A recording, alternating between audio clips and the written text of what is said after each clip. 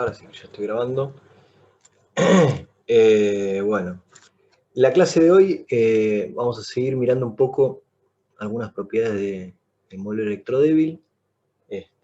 Quiero contarles algunas cosas interesantes que se pueden decir del modelo electrodébil a nivel de Lagrangiano.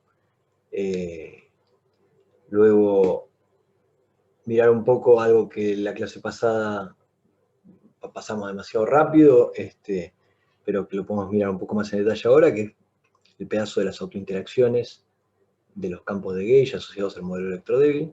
Vimos que teníamos los bosones W1, W2, W3 y B, que los reinterpretábamos en términos de los campos W más menos, el bosón neutro Z y el campo electromagnético, y no dijimos nada sobre las interacciones, las autointeracciones de ellos, así que también quiero mirar un poco eso. Y luego mirar un poco más en general todas las interacciones que estuvimos viendo en esta guía, y encarar algunos de los ejercicios de diagramas de Feynman, discutiendo un poco algunas leyes de conservación, y dejarles un poco cocinados varios de esos ejercicios, como para que cuando se sienten a hacerlo tengan una guía para entenderlos y estén afilados para cuando en el parcial típicamente les vamos a tomar algunos procesos donde les vamos a pedir dibujo y diagrama de Feynman, justifique los vértices, etc. Así que es un punto importante. Fundamentalmente porque, digamos, esencialmente de lo que les estamos dando del lagrangiano, del modelo estándar, digamos, del modelo estándar en general, es el lagrangiano, la manera en la que se construye y sus propiedades, y cómo leer diagramas de Feynman a partir de los vértices de interacción, ¿sí?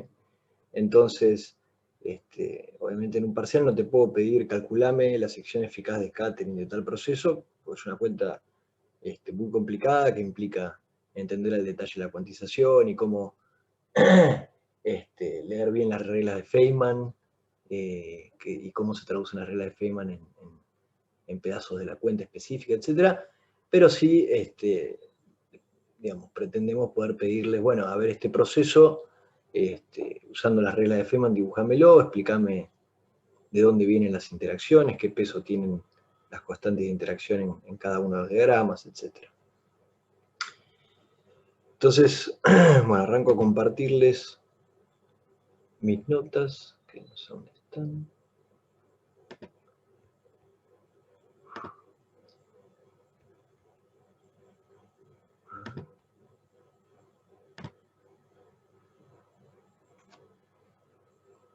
Raro, pongo share screen y el programa que tengo abierto con mis notas, que no es el Adobe, no me lo deja compartir. Y ahora voy a poner compartir la pantalla. ¿Se ven ahí mis notas? Sí, se ve perfecto. Sí, sí. Qué raro. Tengo que compartir la pantalla para que se vea. Bueno. Bueno, la clase pasada, por ejemplo, nosotros agarramos y escribimos el sector electrodébil para el doblete de neutrino, electrón y electrón, ¿sí? Y como tarea les había dicho de escribir esto mismo y analizar esto mismo para la familia del quark up y el quark down. Pero bueno, tenemos, si quieren, un lagrangiano parecido a para todas las familias de leptones y para todas las familias de quarks, ¿sí? Habíamos visto que a las partes left del neutrino, del electrón y del electrón los poníamos en un doblete, y gaugeábamos, o sea, volvíamos local la simetría SU2 por 1, donde gaugeábamos de manera independiente el 1 y el SU2, ¿sí? Por otro lado, vimos que las partes right estaban en singletes del SU2 débil, y había que hacer una asignación de cargas correcta para la parte 1, tanto para las partes right como para las partes left, de manera tal de que cuando reinterpretáramos los campos B y W3 en términos del campo electromagnético y del campo Z, las cargas electromagnéticas de estos campos fueran las correctas. ¿En qué sentido? En que el electrón, bueno, conocemos su carga, es la carga del electrón, es -1 veces el módulo de la carga del electrón. A su vez, el campo electromagnético interactúa de manera simétrica respecto a la parte right y a la parte left del electrón. Y por otro lado, el neutrino tiene carga cero, o sea que no interactúa con el campo electromagnético, y con esa información, si quieren, uno ya podía saber cómo colocar en los dobletes al neutrino, electrón y electrón, y a su vez qué cargas asignarles, qué hipercargas asignarles a estas representaciones. Y obviamente un proceso análogo habrán hecho ustedes en la tarea para entregar, ¿sí? Sabiendo que el quark Q tiene carga 2/3, el quark D tiene carga menos 1/3, todo debería cerrar consistentemente con la asignación de esas hipercargas para que los acoplamientos con el campo electromagnético sean los que uno sabe que deben ser. Entonces, bueno, mirando este lagrangiano de acá, digamos, al decir que estamos gageando de manera independiente SU2 por 1, significa que existe para este lagrangiano una simetría de gauge local, ¿sí? Donde yo puedo hacer una transformación de SU2 o de U1 de manera independiente, ¿sí? La transformación de SU2 de isospin débil es básicamente multiplicar por una matriz en la representación fundamental de SU2 al doblete de neutrino del electrón-electrón, ¿sí? Como es una transformación en la fundamental de SU2, la puedo escribir como el exponencial de una combinación lineal de las matrices de Gell-Mann, ¿sí? Donde T sub A son las matrices de Gell-Mann dividido 2, con un parámetro obviamente que depende del espacio-tiempo, o con 8 parámetros en realidad, 8 funciones que dependen del espacio-tiempo. Las partes right de las partículas del electrón y el neutrino del electrón no transforman ante la transformación de SU2 porque son singletes de SU2, ¿sí? El campo B, que es el campo asociado a la simetría U1, tampoco transforma ante una transformación de SU2, ¿sí? Y el campo W, bueno, transforma de esa manera rara que habíamos discutido.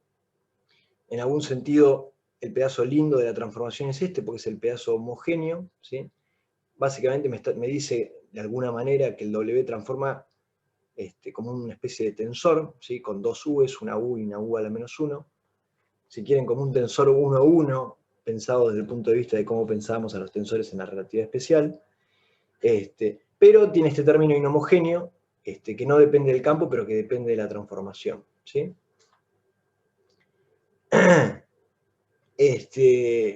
Por otro lado, como decíamos, podemos hacer transformaciones independientes. Si en vez de transformar SU2, hacemos una transformación local de 1, la U1 asociada a la hipercarga débil, ¿sí? Bueno, en ese caso, digamos, los campos de materia transforman con una fase global, con una fase local, perdón.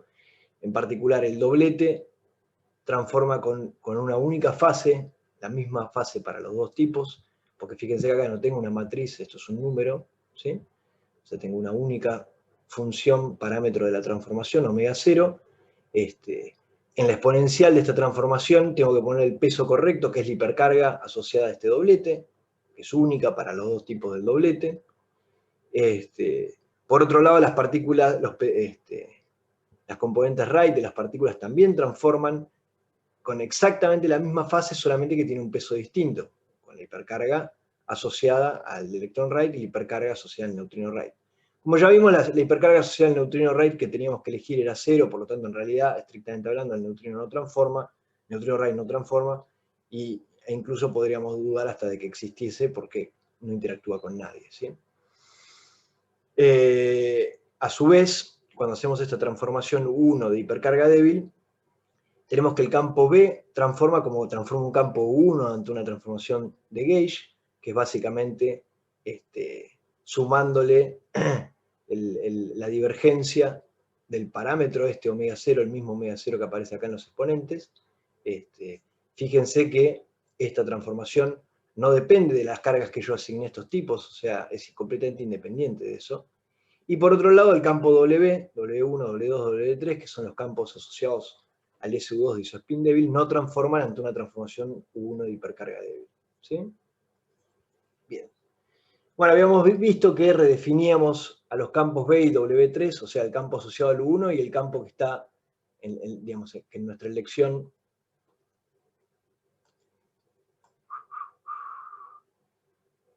¿qué dije? Bien. El campo 1, campo B, el 1 y el campo W3, que es el que es diagonal, digamos, usando las matrices de Pauli.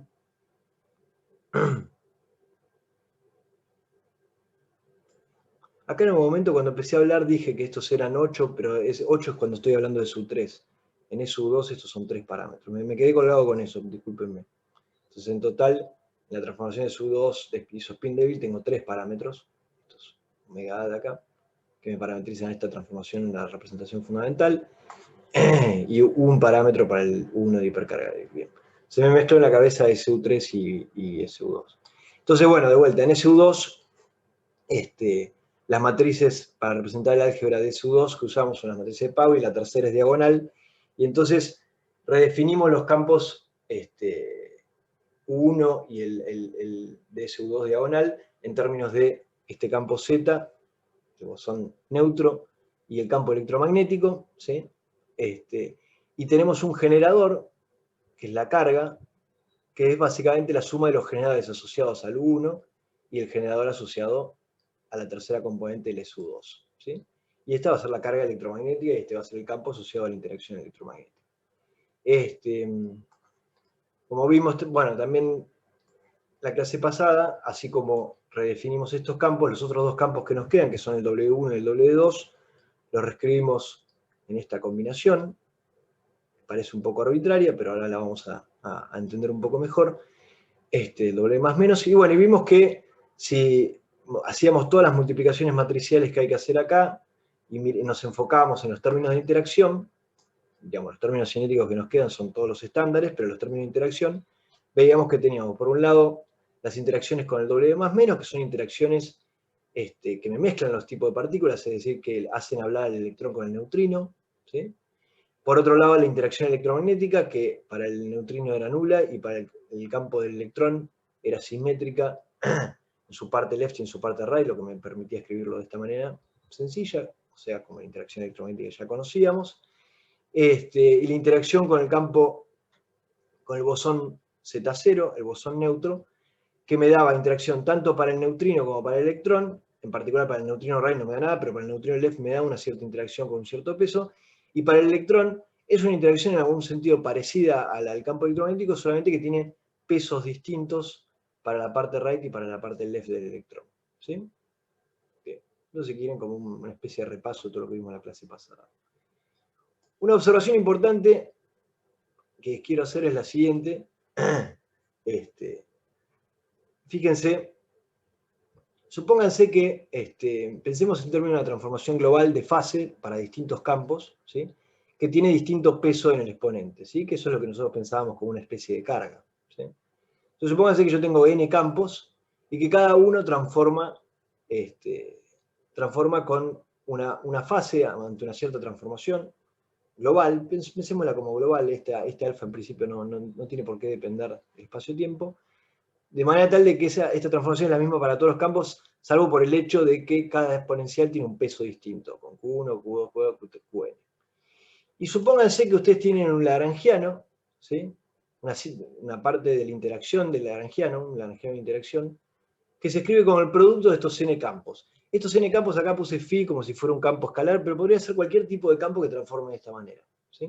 Y supónganse que la interacción, bueno, tienen un cierto producto de estos n campos, ¿sí? Entonces, si yo me fijo cómo transforma el lagrangiano ante esta transformación de fase con pesos distintos, veo que, bueno, el lagrangiano transforma con una única exponencial, donde en el exponente me queda la suma de todas las cargas que tengo acá metidas, ¿sí? Con lo cual, para que este lagrangiano conserve la carga, o para que sea invariante ante esta transformación, yo necesito que la suma de las cargas de todos esos campos que aparecen en el lagrangiano sea cero. ¿Está? Entonces, si yo vengo acá, en algún momento yo les dije, el campo W más menos es un campo que está cargado frente al campo electromagnético y por lo tanto, por eso esta asignación más y esta asignación menos es consistente con ese hecho, en el sentido de que el campo W más tiene carga más 1, el campo W menos tiene carga menos 1, Es algo que se los dije en el aire, no se lo justifiqué, ahora vamos a ver cómo lo justificamos un poco. Pero fíjense que esta asignación es consistente con la conservación de la carga, por ejemplo, en estos términos de interacción, ¿sí?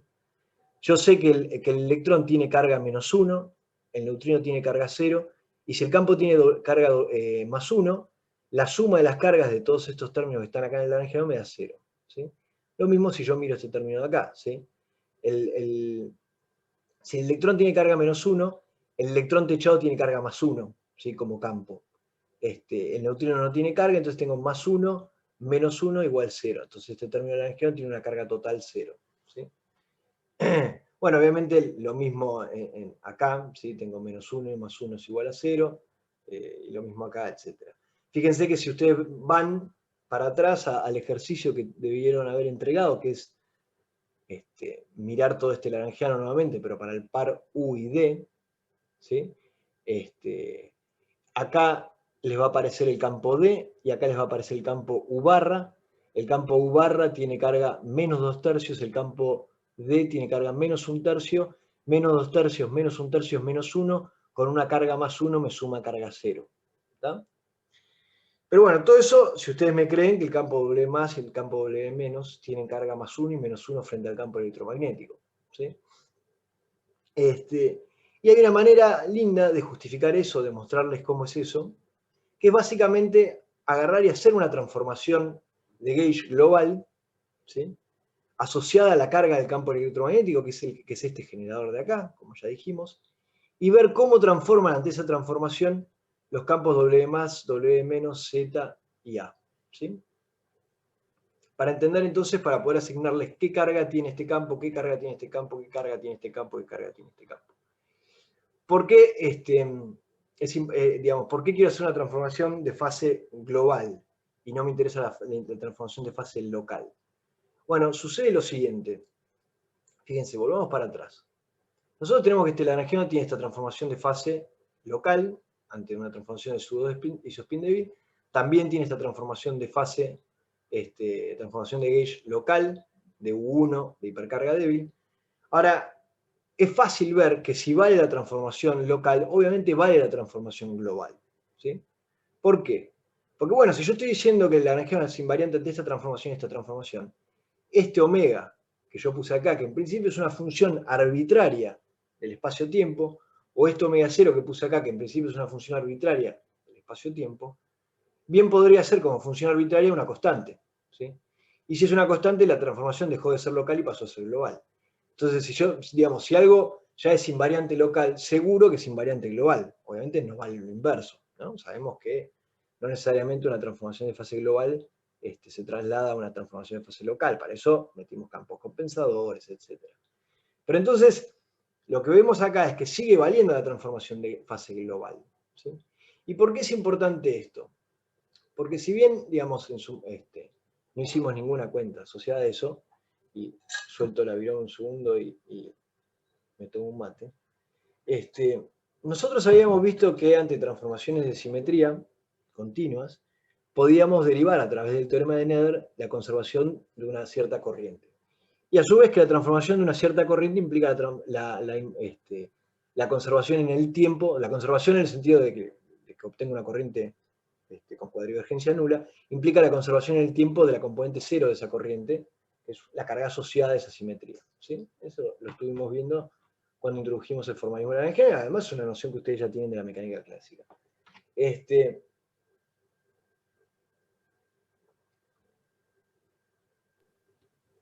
Perdón que te joda, Matías. Creo que estás señalando cosas, pero no se te mueve el mouse. No sé si a los demás les pasa. Entonces no sé qué es lo que estás No, señalando. recién solté la lapicera y me estoy tomando un mate, por eso no se mueve el mouse. No, Disculpame. no, me pasa desde que arrancó la clase, por eso. Oh, la puta madre. ¿Cómo no me avisaron antes? Es que no sabía si estabas señalando cosas, por eso. Pero no sé si a los demás les pasa lo mismo. Sí, Y me pasa decimos lo que a todo mismo. el mundo le debe pasar lo mismo. Sí, yo tampoco sabía. Ay, qué cagada. Bueno, entonces les voy a compartir con el Adobe, porque este programa que quería usar, que me permite dibujar encima, se ve que no se ve mi cursor. Qué cagada. Ahí se estaba moviendo recién. ¿Ahora se No, mueve? el cursor se mueve, pero si estabas escribiendo, lo que escribís no está apareciendo. No, escribir no estaba escribiendo, pero dígame si Ah, el ok, cursor ok. se mueve. Sí, sí, ahora sí. Ahora sí. ¿Y antes no? No, antes no se estaba moviendo. Ah, ok, o sea que se mueve cuando lo muevo con el mouse y no se mueve cuando lo muevo con la virome. Ok. Bueno, gracias por avisarme. A ver qué dice. Genial. Ahora sí, antes no. Bien. Bueno, ok.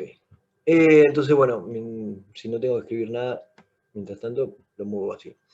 Entonces les decía que habíamos visto que de la conservación, digamos, de una cierta simetría continua, uno tras el teorema de Nether podía deducir la cuadridivergencia nula de una cierta corriente, y eso implicaba la conservación en el tiempo de la componente cero de esa corriente, que era una cierta carga asociada a esa simetría. Cuando uno veía esto, por ejemplo, para una transformación de fase de, qué sé yo, el campo de Dirac, y aplicaba esa noción en una transformación global, ¿no? Aplicaba esa noción, y aplicaba ese teorema de Nether, uno lo que obtenía era la transformación de la corriente de Dirac, la conservación de la corriente de Dirac, algo que, bueno, lo habíamos podido deducir en la guía de Dirac sin recurrir al Lagrangiano, pero que me viene ahora como consecuencia del teorema de Nether y de esa simetría que tiene ese Lagrangiano. Ahora, en ningún momento nos planteamos qué pasa si yo ahora tengo una simetría local, ¿sí? Y tengo mi Lagrangiano, que es invariante ante una simetría local, y voy ciego, incluso en el caso 1, el más sencillo del mundo, voy ciego y aplico el teorema de Nether, ¿sí? Para la transformación local. Y lamentablemente el resultado es decepcionante, en el sentido de que no obtengo ninguna información relevante en la corriente que me queda asociada a esa conservación. ¿Por qué? Porque, digamos, ustedes vieron que cuando aplicaban el teorema de Nether, usualmente sucedía que el parámetro de la transformación me quedaba como un parámetro de proporcionalidad en la corriente, ¿sí? Con lo cual, yo podía agarrar y decir, bueno, si se conserva esta corriente que es proporcional a este parámetro de la transformación, el parámetro de la transformación me lo puedo sacar porque es todo proporcional, y digo, acá tengo una corriente que no depende de la transformación, no depende del parámetro de la transformación, que se conserva. Entonces eso es un resultado relevante, porque no depende de la transformación esa conservación. ¿Tá? Cuando haces esto, aplicar el teorema de Nether en una transformación local, lo decepcionante es justamente eso, que no tenés manera de sacarte de encima el parámetro en la corriente conservada que te queda. ¿Tá? Entonces la corriente conservada que te queda, sí, es una corriente que se conserva, pero no te dice nada, porque realmente esa corriente termina dependiendo del parámetro de la transformación. Entonces no te da una afirmación de conservación de tus campos independiente de la transformación. ¿Tá?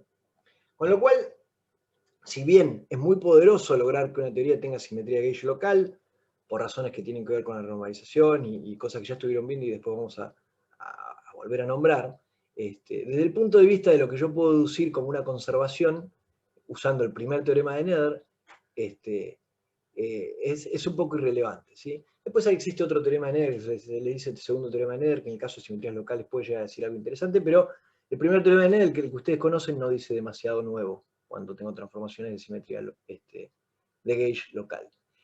Pero como dijimos recién, las transformaciones de gauge de simetría global siguen valiendo. ¿Sí? Con lo cual puedo seguir teniendo corrientes interesantes a través del teorema de Nether asociadas a esas simetrías de gauge globales. ¿Sí?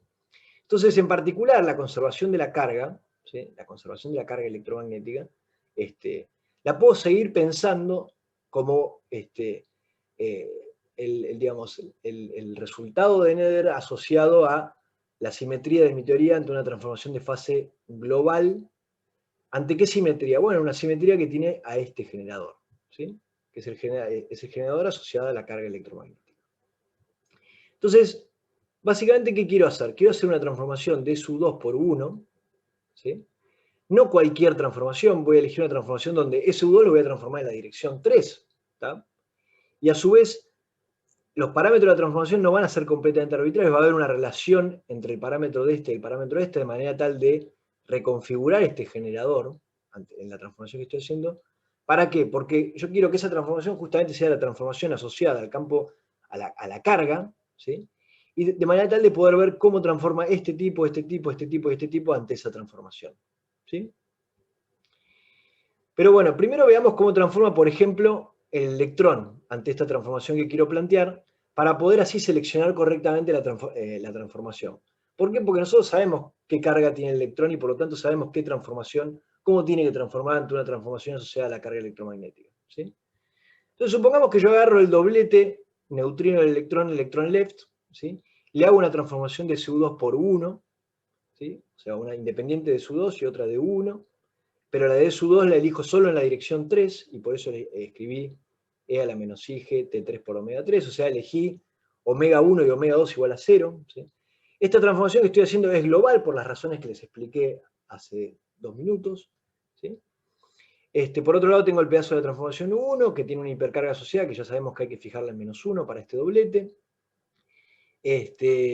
Por otro lado, el electrón right ante SU2 no transforma, pero sí transforma ante 1 con una cierta hipercarga que sabemos cuánto tiene que valer.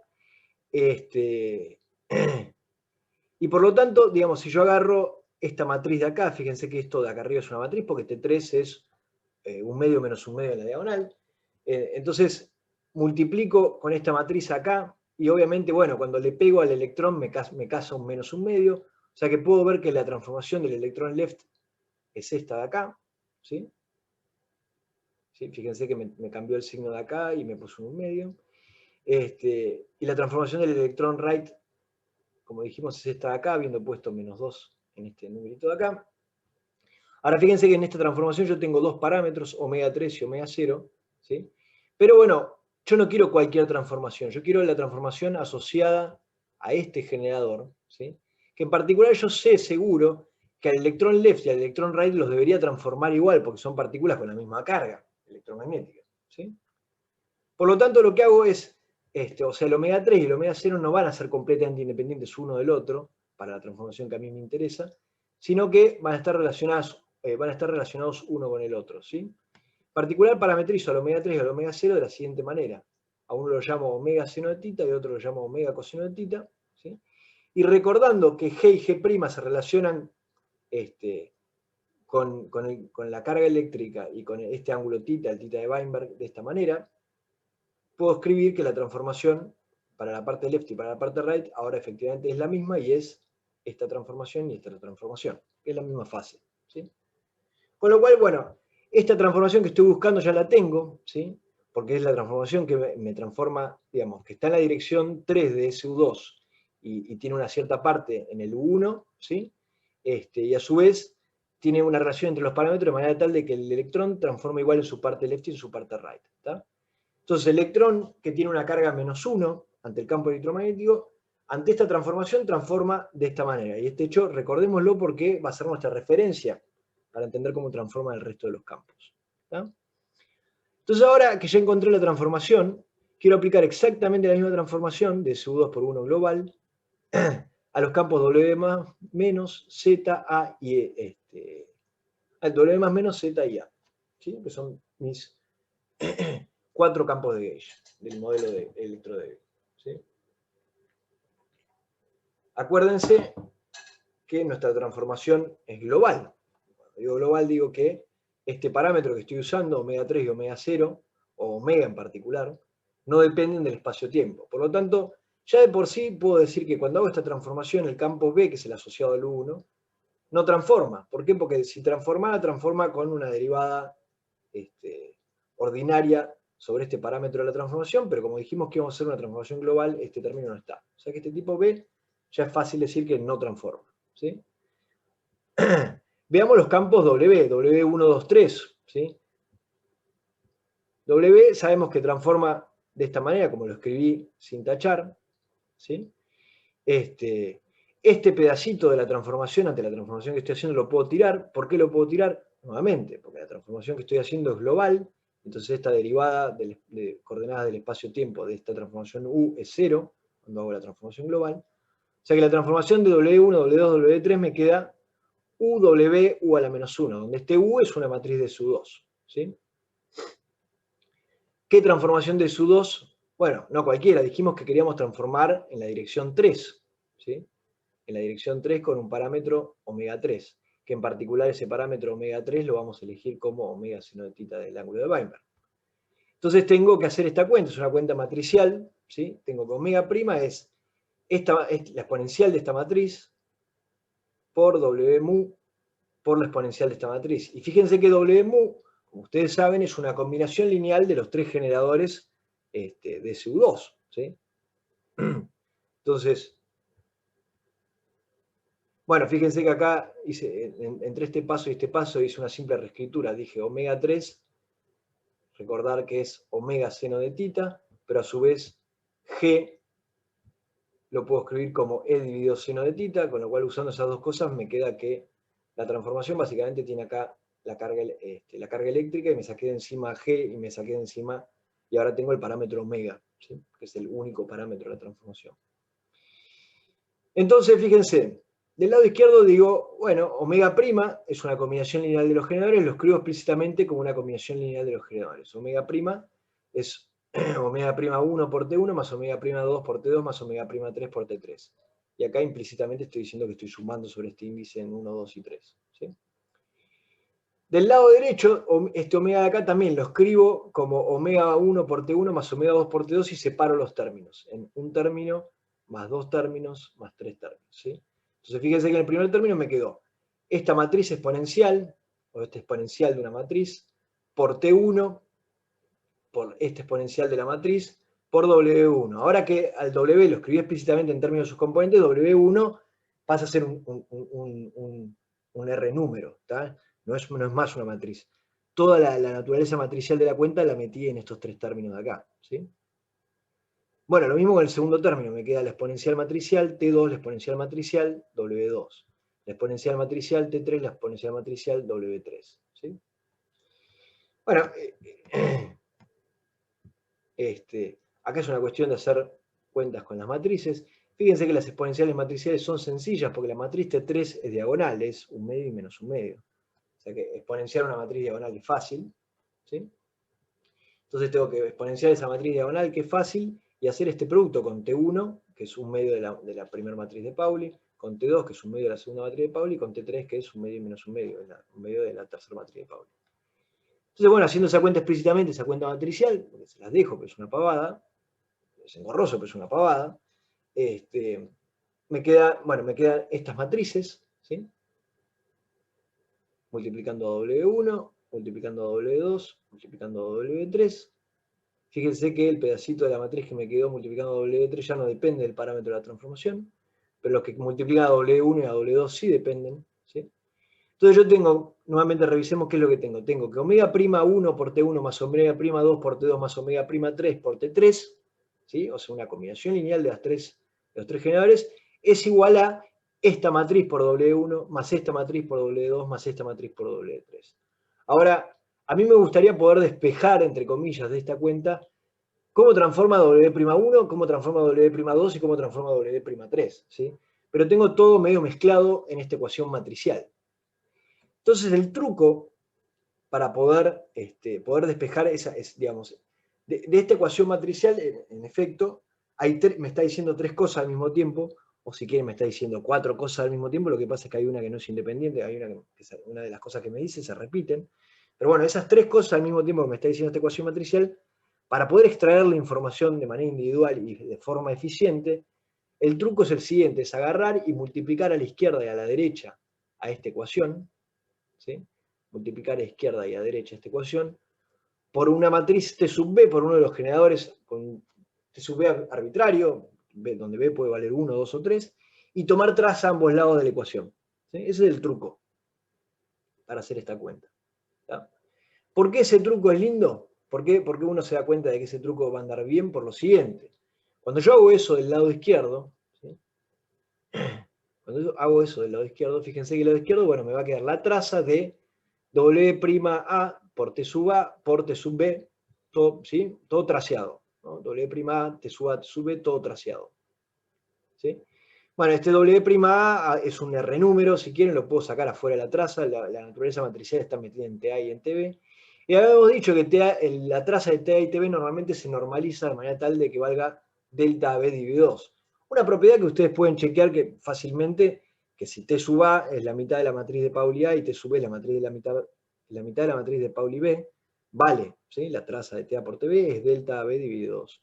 Y lo mismo va a valer en el grupo SU3. Normalmente las matrices de Gell-Mann se normalizan para que esto también pase, ¿sí? Entonces me queda W' delta AB dividido 2. Bueno, este delta AB me dice que vale 1 si A es igual a B y 0 si A es distinto de B, con lo cual me chupa el índice A y me lo transforma en un B y me quedó omega prima B dividido 2. Con lo cual lo que estoy viendo es que al hacer este truco de multiplicar por T sub B a ambos lados de la ecuación y tomar traza, por lo menos del lado izquierdo estoy como despejando omega prima B, donde puedo elegir cuánto vale B. Puedo decir, bueno, a ver cuánto vale cuando hago esta cuenta con B igual a 1 y obtengo la transformación de omega prima 1. ¿Cuánto vale cuando esta cuenta la hago con B igual a 2? Y obtengo cómo transforma omega prima 2. Y lo mismo con 3. ¿Sí? Entonces, haciendo esa cuenta, con B igual a 1, con B igual a 2 y B igual a 3, obviamente acá les se da cuenta del lado izquierdo. Del lado derecho, bueno, tengo que hacer lo mismo. Tengo que multiplicar por, qué sé yo, T1. Entonces tengo que multiplicar por T1 esta matriz, me va a quedar todo un choclito. Tomo traza, ¿sí? De eso, de esa matriz que me quedó en total. Y bueno, voy a obtener cómo transformó omega prima 1. Y así lo mismo con omega prima 2 y así lo mismo con omega prima 3. Y el resultado, nuevamente, estas cuentas son engorrosas pero directas, ¿sí? Es hacer matrices, tomar trazas, multiplicar, etc. Me queda que omega prima 1 transformó de una manera bastante linda, porque me queda que es una combinación lineal de omega 1 y omega 2, y la combinación lineal, los pesos son el coseno y el seno de la carga del electrón por el parámetro de la transformación, la carga del electrón por el parámetro. Lo mismo omega prima 2, solo que con el seno y el coseno cruzado y un cambio de signo, es como si fuera una transformación ortogonal típica esta, y me quedo que omega prima 3 no transforma, ¿sí? Y habíamos ya visto que B no transforma, ¿sí? Entonces, en conclusión, hasta ahora, podría repetir la cuenta así nomás, yo veo que todas las trazas dan 0 del lado derecho. Bien, así, digamos, si yo tomo, primero, esta matriz de acá no tiene traza 0, ¿sí? Ya de por sí. Ahora, yo no tengo que tomar la traza de esto que tengo acá, escrito. Yo lo que tengo que hacer, como dijimos, es multiplicar por T sub B con B que puede valer 1, 2 o 3, a todo esto, ¿sí? O sea, multiplicar acá, multiplicar acá, sumar todo y tomar traza, ¿sí?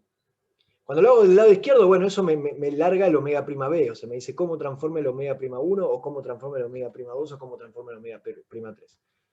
Pero bueno, cuando lo haga del lado derecho me va a decir, bueno, ¿cuánto es el resultado de cómo transforma omega prima 1, cómo transforma omega prima 2 y cómo transforma omega prima 3?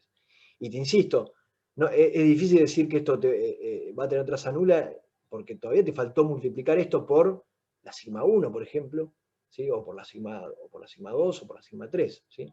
Pero bueno, nada, es la cuenta directamente. Pero bueno, ya de por sí ves que esta matriz acá no tiene traza nula, con lo cual difícilmente vaya a tener traza nula.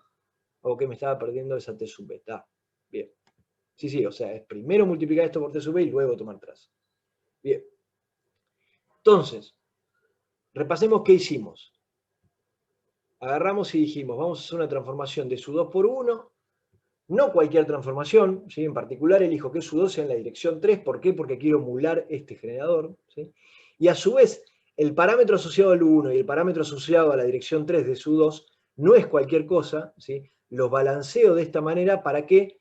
Para que, digamos, como referencia, digo, quiero que el campo, que el electrón transforme igual en right y en left, porque esa es la manera en la que transforma, digamos, porque yo sé que el campo electromagnético pesa igual para left y para right en el electrón. ¿Tá? Entonces, una vez que ya había definido bien esa transformación, se le apliqué a los campos W1, W2, W3 y B. ¿Sí? Y vimos que W1, W2, W3 y B, ante esa transformación de parámetro omega, transformaban de esta manera. ¿Sí? Ahora, estrictamente hablando, a mí me interesa entender cómo transforman W más menos, Z y A. ¿Sí? Pero bueno, W más menos, Z y A son combinaciones lineales, que las tengo que escribir, de W1, W2, W3 y B. ¿Sí? Entonces, si yo ya sé cómo transforman W1, W2, W3 y B, hago las combinaciones lineales que tenga que hacer de acá para obtener cómo transforma W más, W menos, Z y A. ¿Sí? Bueno, y las hago. ¿Sí? Acuérdense, W más es W1 menos I, W2 dividido 2, W2, agarro las definiciones y listo. Después el campo electromagnético y el campo Z son combinaciones lineales de todos tipos. ¿Sí? Entonces acá saco cómo transforma W más, cómo transforma W menos, Z y A.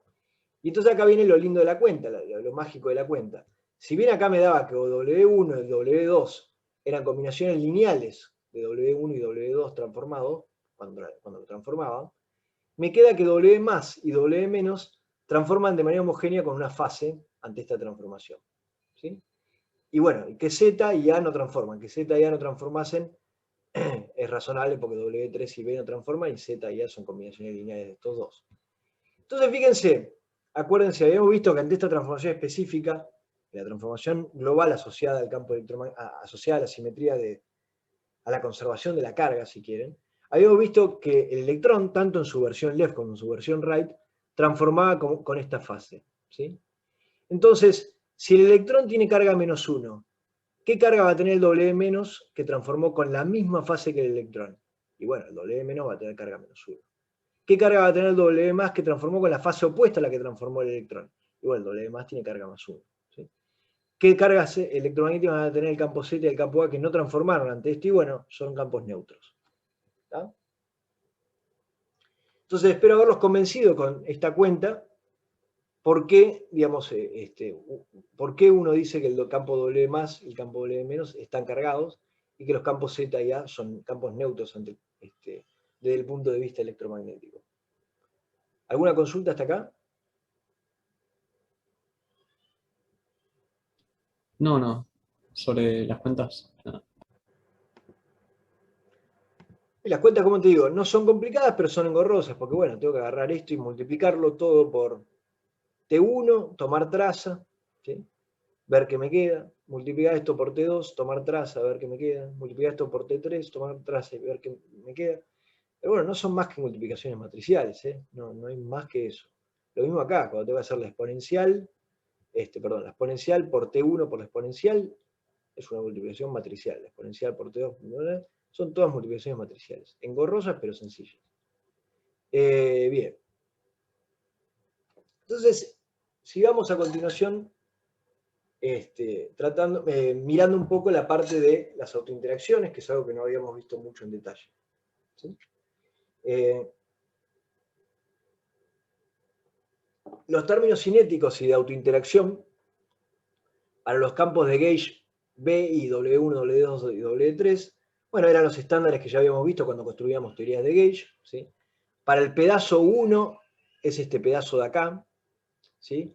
Que es completamente análogo a lo que uno pondría en el Lagrangiano de Maxwell de U1, bueno, lo que tiene que ser porque es un campo de gauge U1. Para el W1 y W2, W3, que son campos de gauge de SU2, bueno, tengo que poner la traza de esta contracción W-U, donde esta W-U es este tipo que habíamos obtenido que transformaba de manera homogénea entre una transformación de gauge de forma constructiva cuando tomamos una derivada covariante antisimétrica. Pero bueno, esencialmente tenía esta pinta de acá. Y les había comentado en su momento que este W-U, así como W era una combinación lineal de los generadores del álgebra del grupo de gauge, del álgebra asociada al grupo de gauge, este W-U también es una combinación lineal de los generadores del álgebra asociada al grupo de gauge. ¿Sí? Y nuevamente acuérdense que esta traza vale delta AB dividido 2. ¿Sí? Entonces, usando el hecho de que esta traza vale delta B dividido 2 y expandiendo el W-U de esta manera, uno obtiene esta traza escrita de esta manera. Menos un cuarto de W-A, W-A. ¿Sí? O sea, W-1 por W-1 más W-2 por W-2 más W-3 por W-3. ¿Sí? Ahora, nuevamente, nuestros campos físicos, los que queremos interpretar físicamente, no son los campos B, W1, W2 y W3, sino que son el campo electromagnético, el bosón neutro Z y el campo W+, W-. Con lo cual, nos gustaría poder escribir todos estos términos acá, ¿sí? En particular, todas las interacciones que van a surgir de acá, en términos de esos campos físicos, W+, Z y el campo electromagnético. ¿Sí? Agarro y defino, para hacer la cuenta, defino lo siguiente, digo, así como el campo A es la combinación lineal coseno de θ más seno de θ del campo B y W3, defino un tensor A mu como el coseno de θ por el tensor B mu más seno de θ por el tensor W mu 3. ¿Sí? O sea, traslado la definición de Weinberg, o sea, la rotación de Weinberg de los campos A, B, A y Z en términos de B y W3, a el tensor A y el tensor Z en términos del tensor B-1 y el tensor W-3, ¿sí? Traslado exactamente esa misma definición. Lo mismo hago para el W más menos. Le traslado al tensor W-1 la definición del W más menos como combinación del W1 y el W2, ¿sí? Entonces, simplemente una definición y es trasladar las definiciones que ya teníamos. Si hago eso, este lagrangiano que tengo acá, ¿sí? Se puede escribir como menos un cuarto de A mun U, ¿sí? Menos un cuarto de Z mun U, menos un medio de W mun U más W mun U menos, ¿sí? Una cuentita sencilla que les dejo que la hagan, pero no hice otra cosa que lo que acabo de decir, que es, parto de este lagrangiano, tomo estas definiciones, que es trasladar las definiciones que valen para los campos, pero para los tensores, y puedo reescribir este lagrangiano de esta manera, ¿sí? Bien. Bueno, fíjense que en la cuenta esta, donde yo tengo acá W mun U, donde tengo el pedazo, digamos, que es cuadrático en el campo W del tensor W mun U, es básicamente W mu, W nu menos W nu, W mu, ¿sí? Que esas dos cosas no se cancelan porque estos tipos tienen naturaleza matricial, si no se cancelaría, ¿sí? Ahora fíjense que para SU2, y es algo que ya habíamos visto en la práctica, W mu, W nu menos W nu, W mu, lo puedo escribir, bueno, cada uno de ellos como una combinación lineal de los generadores, ¿sí? Y definiendo bien estos índices, puedo escribir esto como un conmutador de TA con TB. Y como este es el álgebra de SU2, el conmutador de TA con TB me queda una combinación lineal de un generador de SU2, pero la combinación lineal está dada por las constantes de estructura de SU2, que es la epsilon de Leibniz-Civita, ¿sí? Epsilon ABC por TC. ¿Sí? O sea que digamos, el conmutador de T1 con T2 me da I por T3, el conmutador de T2 con T3 me da I por T1, y el conmutador de T3 con T1 me da I por T2. Que ya saben, la álgebra de SU2, que es la única que sabemos de memoria. Con lo cual, bueno, este término de acá, W mun U A T sub A, este W mun U, lo puedo escribir explícitamente todo como una combinación lineal de los generadores, ¿sí? Usando esto que acabamos de hacer, que nos permitió escribir el segundo término como una combinación lineal de los generadores, ¿sí? Y puedo sacar factor común este generador. Entonces, explícitamente estoy diciendo que W mun U1 es la derivada antisimétrica. No sé si esta notación la introduje en algún momento o no, pero cuando pongo un corchete acá entre mu y nu, estoy diciendo la combinación antisimétrica. ¿Tá? Estoy diciendo, escribí esto mismo, menos esto mismo cambiando mu por nu. ¿Tá? Es una notación compacta para no escribir tantos términos. Entonces, el W mu nu 1 es la derivada antisimétrica del W nu 1, del W1, menos G por la combinación antisimétrica de 2 con 3. ¿Sí? Y bueno, y ahí uno rápidamente ve el patrón. El W2, la derivada antisimétrica del W2, menos el producto antisimétrico de W3 y W1. ¿Sí? Entonces, 1 va con 2, 3, 2 va con 3, 1, 3 va con 1, 2. ¿No? Entonces, acá puedo agarrar y tomar esto más I por esto y esto menos I por esto para obtener cuánto vale el W mun U más. ¿Sí? Si hago eso, bueno, es una pequeña algebrita, el pedazo de la derivada me queda esto más menos y esto, o sea que me queda, digamos, el W más. Y acá cuando haga este más y fíjense que en ambos casos tengo un 3, pero en uno tengo un 2 y en otro tengo un 1, y si ustedes hacen la cuenta con detalle van a ver que efectivamente pueden reconstituir el W más. ¿Sí? Si hago lo mismo para el W menos, o sea, agarro este más y bueno, más o menos según cómo es la definición, ¿sí? También puedo escribir todo esto en términos del W menos y el W3. El W3 todavía no me lo pude sacar encima, yo aquí no me interesa el W3, a mí me interesa el campo electromagnético, el Z, pero ya lo vamos a hacer, estoy haciendo paso a paso. Y el W3, que lo tengo escrito así, fíjense que es bueno, con la derivada del 3 y esta combinación antisimétrica del W1 y W2, si se fijan con cuidado, esta combinación antisimétrica de W1 y W2 se puede escribir como una combinación antisimétrica del W más y el W menos, usando la definición de lo que es el W más y el W menos en términos del W1 y el W2. Nada, son sumas y restas de cosas lo que estoy haciendo, nada más, con mucho cuidado de respetar los signos, las IES, etc. Y acá me mandó una cagada cuando saqué la foto y recorté lo que decía del B-MUNU. Pero bueno, el B-MUNU, digamos, estaba por completitud escribiendo que el B-MUNU era esto, nada más. Todavía no lo transformé. ¿Sí? El B-MUNU es la derivada antisimétrica de B. Entonces, ¿hasta ahora qué hice? Agarré mis tensores, W1, 2 y 3 y B, y los reescribí usando que W1 y W2 se pueden escribir en términos de W más y W menos. ¿Sí? Hasta ahora no hice nada con el W3 y con el B. ¿Sí? Que bueno, es lo último que me falta hacer. Básicamente agarrar y decir, bueno, recordemos, estoy definiendo A mu como esta combinación con el ángulo de Weinberg del B y el W3, Z mu con esta combinación con el ángulo de Weinberg de B y W3. Obviamente esto es fácil de invertir, ¿sí? Acuérdense que para invertir una matriz coseno, seno, menos seno, coseno, me termina quedando simplemente la matriz coseno, menos seno, seno, coseno. No se pongan en un examen a invertir esa matriz, es fácil acordarse que lo único que cambia es el signo del seno, ¿sí? Entonces yo puedo invertir esa matriz y entonces escribir B mu nu en términos de A mu nu y Z mu nu, y escribir W3 mu nu en términos de A mu nu y Z mu nu, ¿sí? Entonces si hago eso, me terminan quedando entonces estos 4 tensores, ¿sí? O sea, los tensores que me interesan, que es el A mu nu, Z mu nu, W más mu nu y W menos mu nu. ¿Por qué me interesan esos 4 tensores? Bueno, esos 4 tensores para mí, nuevamente insisto, son una definición, yo los definí acá.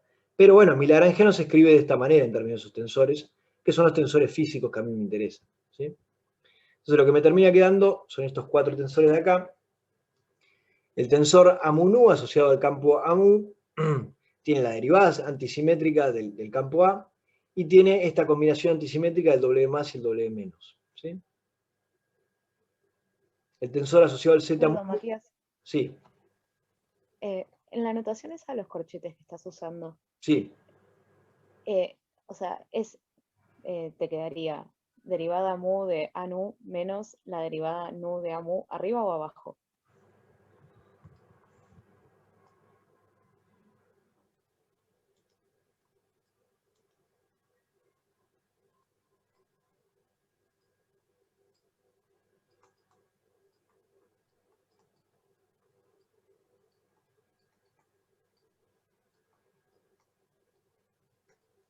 Buenísimo.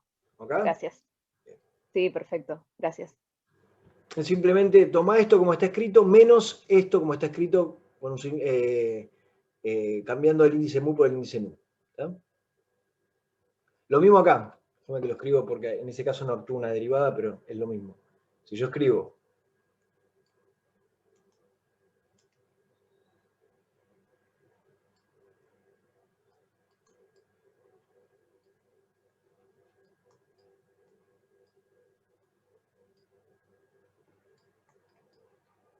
lo que estoy queriendo decir es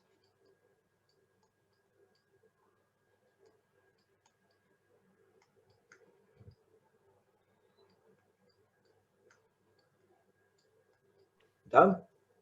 Buenísimo. Gracias. Bueno, entonces, decía, para el tensor A mu nu me quedó la derivada antisimétrica del campo A, más esta combinación antisimétrica del W más, W menos.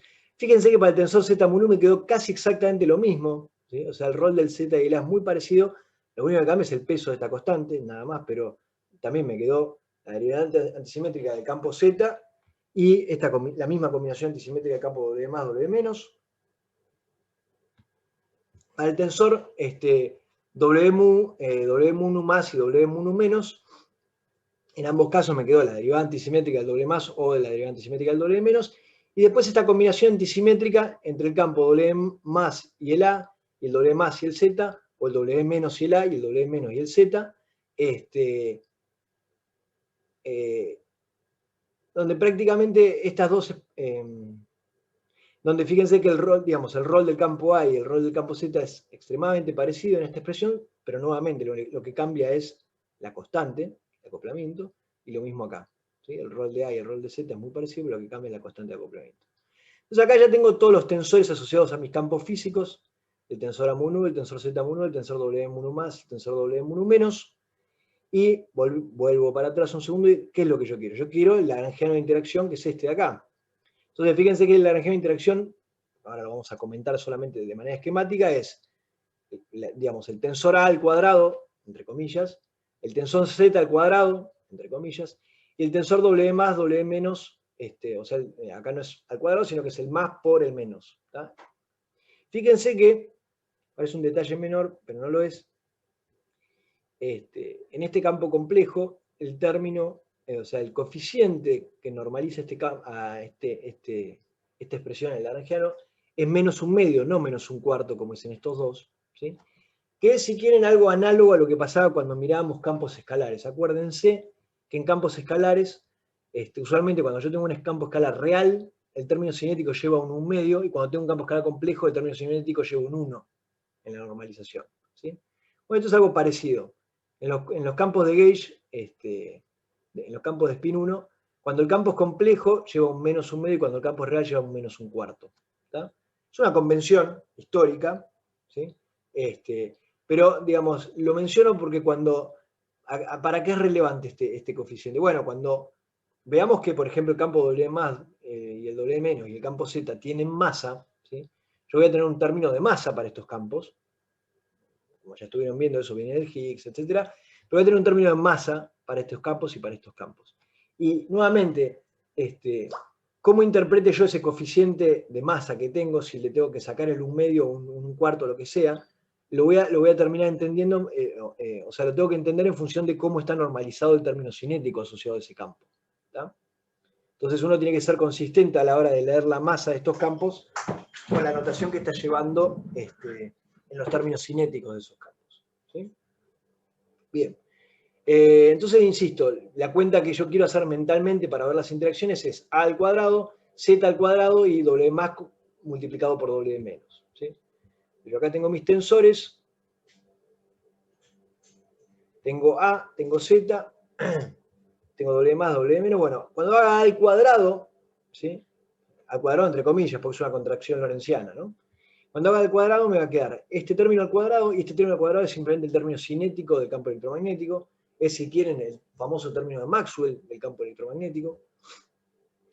Después voy a tener un término cruzado cuando multiplique esto con esto, ¿sí? Y eso obviamente va a ser un término que es cúbico en los campos y es de interacción, que me da una interacción entre un campo electromagnético y un bosón de gauge W más, W menos, ¿sí? Y después voy a tener el término que me quede de hacer esto al cuadrado, es un término cuártico de interacciones que tiene 4 Ws, W más, W menos, W más, W menos. ¿Sí? Muy análogamente me va a pasar lo mismo cuando haga Z al cuadrado, ¿sí? Me va a quedar el término cinético de este bosón neutro, el término cúbico que me hace un W más, un W menos y un Z, y el término cuártico que me da un W más, W menos, W más, W menos.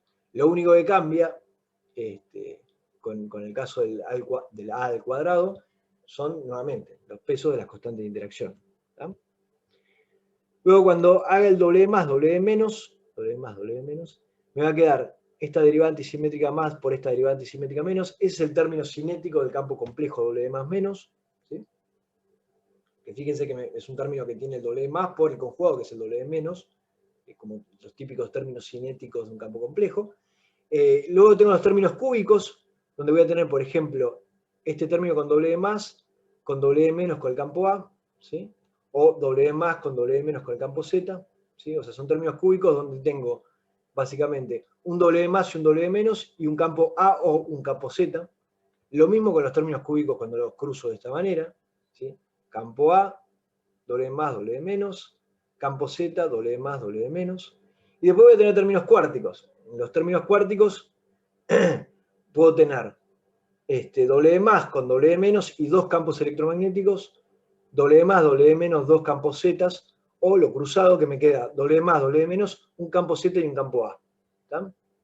Cada una de todas esas interacciones que acabo de escribirles tiene un peso particular, ¿sí? Por ejemplo, el término que viene de cuando hago esto al cuadrado y me queda esto por esto, ¿sí? Que sería un fotón, un W más y un W menos, el peso es la carga del electrón, ¿sí?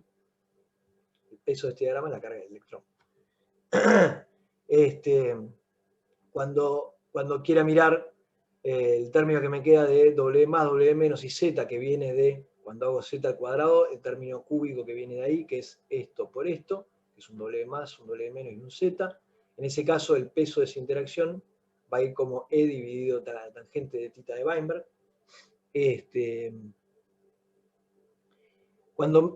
Cuando quiera mirar el término cuártico de interacción que involucra 4 Ws, ese término viene de cuando hago esto al cuadrado, ¿sí?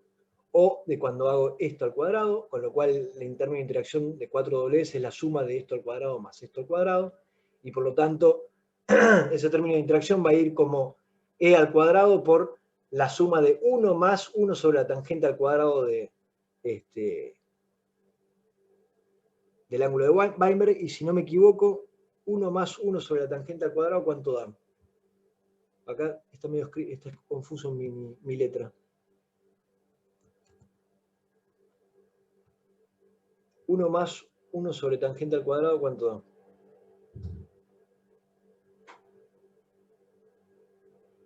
Es 1 sobre tangente al cuadrado por tangente al cuadrado más 1, y tangente al cuadrado más 1 es... ¿No hay nadie ahí con unas notas haciendo la cuenta? ¿No es 1 sobre coseno cuadrado? 1 más 1 sobre tangente al cuadrado es tangente al cuadrado por tangente al cuadrado más 1, y tangente al cuadrado más 1 es 1 sobre coseno al cuadrado, o sea que esto me queda 1 sobre coseno cuadrado por seno cuadrado dividido coseno cuadrado. Se cancela, es 1 sobre seno cuadrado, ¿no? Y acá está, así es. Interpreten esto como seno al cuadrado del θ de Weinberg. Estaba medio borroso, entonces no me acordaba. Bien. Entonces este término de acá decía, viene de esto al cuadrado más esto al cuadrado, que va como E al cuadrado y el seno cuadrado del ángulo de Weinberg. Después tengo, por ejemplo, dijimos, un vértice cuártico de 2 fotones con un W más y un W menos. Ese viene de, cuando hago W más por W menos, tengo, por ejemplo, este término por este término, que son 2 fotones y un W más y un W menos. Ese término de ahí, el peso es la carga del electrón al cuadrado, ¿sí? Fíjense que en la interacción entre el fotón y los otros, el campo los campos W más y W menos que están cargados, los pesos de la interacción es como si estuviera cargado con el peso de la carga que sabemos que tiene, es decir, que tiene carga 1. Entonces este vértice A3, de estas partículas que tienen carga más menos 1, me quedó E, y este vértice A4, de estas partículas que sabemos que tienen carga más menos C, me quedó E al cuadrado, ¿sí? Pero bueno, tengo también un W más menos con 2 campos Z, que eso viene de este término por este término, son 2 campos Z y un W más menos, y después un W más menos con un campo de fotón y un campo Z0, que es el que viene el cruzado de hacer este con este más este con este, ¿sí? Este con este más este con este, ¿sí? Que tiene un W más, un W menos, un A y un Z, y lo mismo acá, un W más, un W menos, un A y un Z. ¿Tá? Entonces estos son todos los tipos de interacciones, de autointeracciones que puede haber entre los bosones del modelo electrodébil, ¿sí? Obviamente acá estoy dibujando los vértices de interacción, identificando a W más y a W menos de una manera un poco arbitraria, en el sentido de que, como ustedes saben, y como ya habíamos comentado antes, W más y W menos, uno es la antipartícula del otro, ¿sí? Con lo cual yo podría, en cualquiera de estos diagramas, dar vuelta una pata como que está entrando y la puedo poner como que está saliendo, y reinterpretar que esa partícula pasa a ser de un W menos a ser un W más, o que pasa a ser un W más a un W menos, ¿sí? Porque uno es la antipartícula del otro, ¿sí? Así como el W más y el W menos, uno es la antipartícula del otro, el campo A y el campo Z, que son campos reales, son su propia antipartícula. ¿Está bien? Bien. Para concluir este pedacito de la clase, bueno, fíjense lo siguiente, escribimos el modelo electrodébil, digamos, acá puse una suma de igual a 1 hasta 6, me estoy refiriendo a una suma de 6 familias, ¿sí? Que tengo, una suma de 6 familias que tengo, donde tengo 3 familias de leptones y 3 familias de quarks, ¿sí? El U y el D acá no es el quark up y el down, sino que es el elemento de arriba de la familia F y el elemento de abajo de la familia F en sus componentes left, y lo mismo acá en sus componentes right. Entonces tengo 6 lagrangianos, 6 lagrangianos para cada una de estas 6 familias, como el que escribimos al principio, donde, bueno, acá, digamos, sin especificar, tengo una derivada covariante que en este caso de acá arriba es una derivada covariante de SU2 por 1 de hipercarga, ¿sí? Con hipercargas para cada familia asignadas bien específicamente, y estas derivadas covariantes son de 1 de hipercarga nada más, para las partes right, y tenemos a su vez los términos que estuvimos analizando recién, que nos dan los términos cinéticos y la autointeracción de los campos de gauge W1, W2, W3 y el campo B, o los campos W más menos, Z y A. Pero bueno, como ya veníamos remarcando desde la clase pasada y como ya estuvieron adelantando en la teórica, experimentalmente se observa que los bosones de gauge Z y W tienen masa, el campo electromagnético no, pero el campo Z y el campo W tiene masa, por un lado. Y por otro lado sabemos que los quarks y los leptones, quizás no sabemos si todos, pero la mayoría de ellos también tienen masa. Por ejemplo, el electrón sabemos que tiene masa, ¿sí? En particular, si miramos la masa del electrón, como ya discutimos antes, la masa del electrón, que es un término así en el lagrangiano, en un lagrangiano de Dirac, el término de masa tiene esta pinta, y esto en términos de sus componentes right y componentes left del campo del electrón y el campo del electrón techado se puede escribir como esta combinación right-left, left-right, ¿sí? Ahora, sabemos que el electrón left pertenece a un doblete de SU2 con una cierta hipercarga de U1, y que el electrón right es un singlete de SU2 con otra hipercarga de U1. Por lo tanto, es clarísimo, así como está escrito a lo bestia en esta expresión de acá, que este término de acá me rompe SU2 por 1. ¿Sí? No lo puedo poner así como está, tal cual. Lo debería poder justificar de algún otro lado. ¿Sí? Y lo mismo con los términos de masa. Lo mismo con los términos de masa para los campos Z y W. Ok, experimentalmente yo sé que el campo Z y el campo W tienen masa. Podría agarrar al lagrangiano, forzarlo y meterle estos dos términos de masa, ¿sí? Pero como vimos recién, los términos, o como ya habíamos visto varias clases antes, los términos de masa me rompen la simetría de gauge global, en parte local, ¿sí? Es una de las primeras cosas que vimos cuando discutimos los grados de libertad que tenía un campo de Procca y un campo del tipo Maxwell, ¿sí? Campo de tipo Maxwell con simetría de gauge, tenía simetría de gauge, y el campo de Procca no tenía simetría de gauge. ¿Tá? Y estos términos, bueno, me romperían la simetría de gauge. Con lo cual, este modelito está muy bien, pero claramente no tiene en cuenta la posibilidad de que las partículas tengan masa, porque tanto para los leptones y quarks como para los bosones de gauge, la posibilidad de que tengan masa escrita hacia lo bestia me rompe esta simetría que había usado para construir la teoría de su 2 por 1. ¿Tá? Obviamente uno podría decir, bueno, está bien, por ahí pudiste usar esa simetría de manera constructiva para justificar los ladrillitos de tu modelo y de tus interacciones, pero la naturaleza te dice que tenés más, entonces tenés que romperla poniendo estos términos a lo bestia y chau. Pero, como ya estuvieron discutiendo con Rodolfo, que la teoría tenga simetría de su 2 por 1 es una de las garantías de que la teoría es renormalizable, ¿tá? O es una de las causas por las cuales la teoría es renormalizable. Bien. ¿Renormalizable en qué sentido? Bueno, insisto un poco en el concepto, en las cuentas que se deducen de hacer teoría perturbativa en estas teorías, empiezan a aparecer infinitos por todos lados, y existe una manera de tratar digamos, de reinterpretar esos infinitos pensando que las constantes de acoplamiento que uno pone de manera desnuda en el lagrangiano no son las constantes de acoplamiento físicas, y que las constantes de acoplamiento físicas hay que fijarlas con los experimentos, y entonces uno puede regularizar la teoría, fijar las constantes físicas con los experimentos, y de esa manera uno reabsorbe todos esos infinitos que aparecen. Pero ese proceso no es fácil que sea consistente a medida que uno avanza en la teoría perturbativa, y digamos, una de las razones por las cuales este modelo es consistente es gracias a esta simetría, con lo cual si la rompo, también cago esto. Entonces no es tan gratuito decir, bueno, la rompo, total, me importa 3 carajos, ¿sí? Pero bueno, las últimas 2 prácticas las vamos a dedicar a la guía del bosón de Higgs, que es donde vamos a terminar de entender, haciendo bien las cuentas, cómo se justifica todo esto, ¿sí?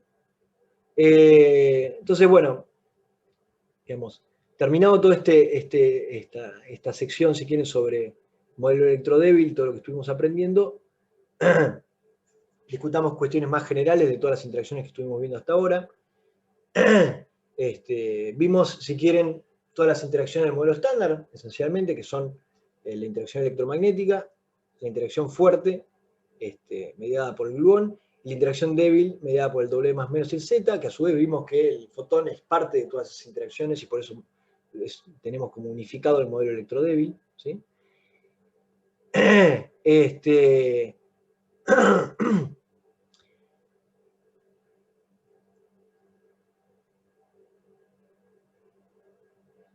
Con QED ya habíamos visto en las primeras clases donde empezamos a dibujar el diagrama de Feynman, podíamos justificar un montón de los procesos electromagnéticos que ya eran conocidos anteriormente. Nuestro vértice fundamental de interacciones es nada más que pero eso nos permitía describir el scattering de Compton, la creación de pares, por ejemplo, u otros fenómenos que ya conocidos hacía tiempo, incluso antes de tener una manera consistente de entender la electrodinámica cuántica. Como dije en un slide anterior, el fotón, ¿sí? A la hora de construir el diagrama de Feynman, siempre tengan en cuenta que el fotón es su propia antipartícula, con lo cual el fotón yo lo puedo dar vuelta como entrando o como saliendo según mis exigencias del diagrama, y no cambia su identidad, ¿sí? Diferente es el electrón, ¿sí? Porque el electrón, yo identifico que el campo del electrón en realidad contiene el campo del electrón, o sea, contiene el electrón y al positrón, o sea, a una antipartícula. Y cuando yo doy vuelta las patas del electrón en un diagrama de Feynman, estoy transformando en lo que interpreto como un electrón en un positrón, ¿sí? Entonces, fíjense, un diagrama de este tipo es el diagrama donde, por ejemplo, un electrón y un positrón decaen en 2 fotones, ¿sí?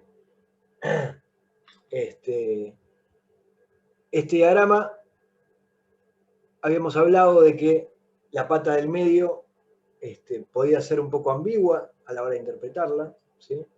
Porque sabemos que conocemos los ladrillitos, que son estos 2 vértices de interacción.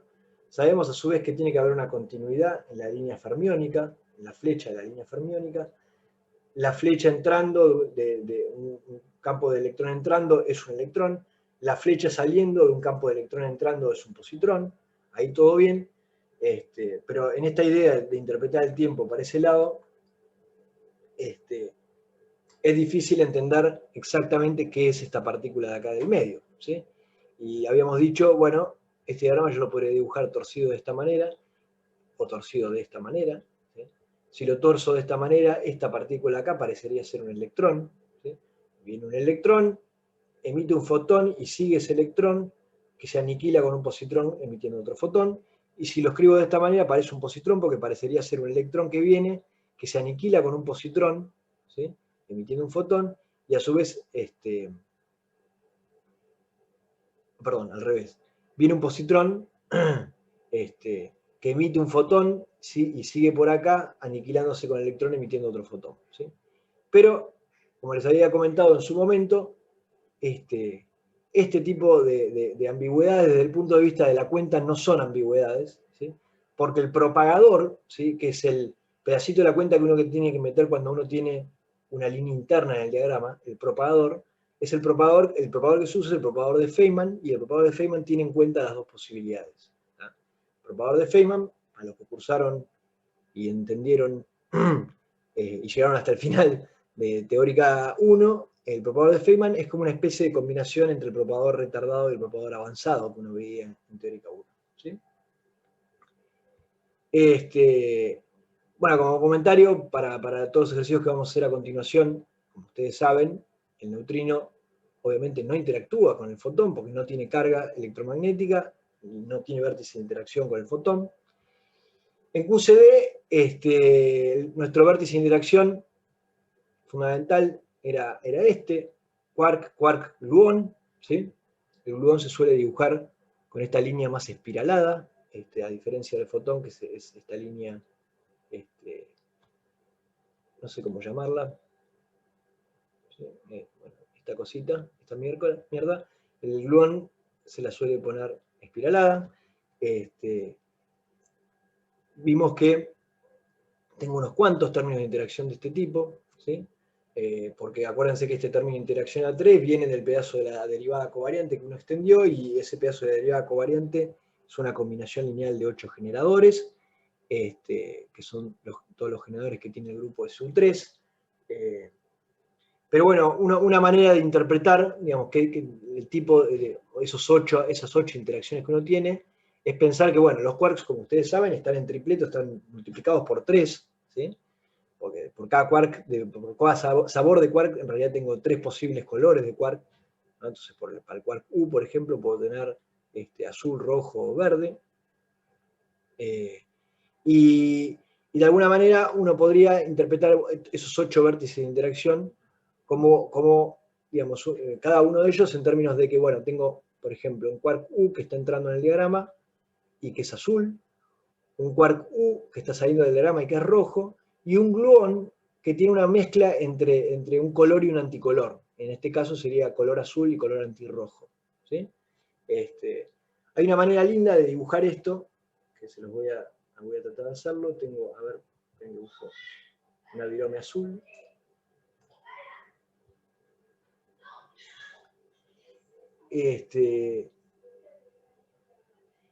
Mi mujer se distrajo y mi hija subió toda la escalera y es demasiado chiquita. Bueno, una manera linda de dibujar para interpretar este diagrama de acá es la siguiente. Es pensar a los quarks como tipos que tienen una única línea de color, ¿sí? Y a los gluones como tipos que tienen 2 líneas de color, doble línea, ¿sí? Entonces, por ejemplo, este diagrama acá lo podría interpretar de la siguiente manera. Tengo una línea azul que lleva una corriente de color azul de esta manera, y luego tengo una línea roja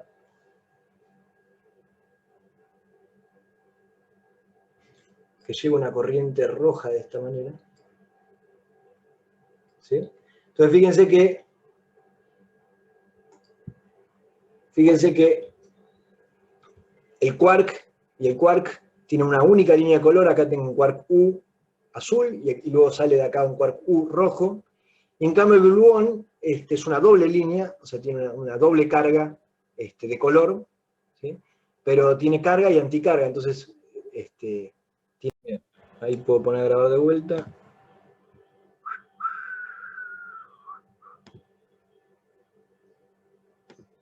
Bien, ¿se ve bien ahí? Sí, perfecto. Bueno, díganme hasta dónde se me cortó, porque yo por ahí seguí hablando y no entiendo hasta dónde llegué.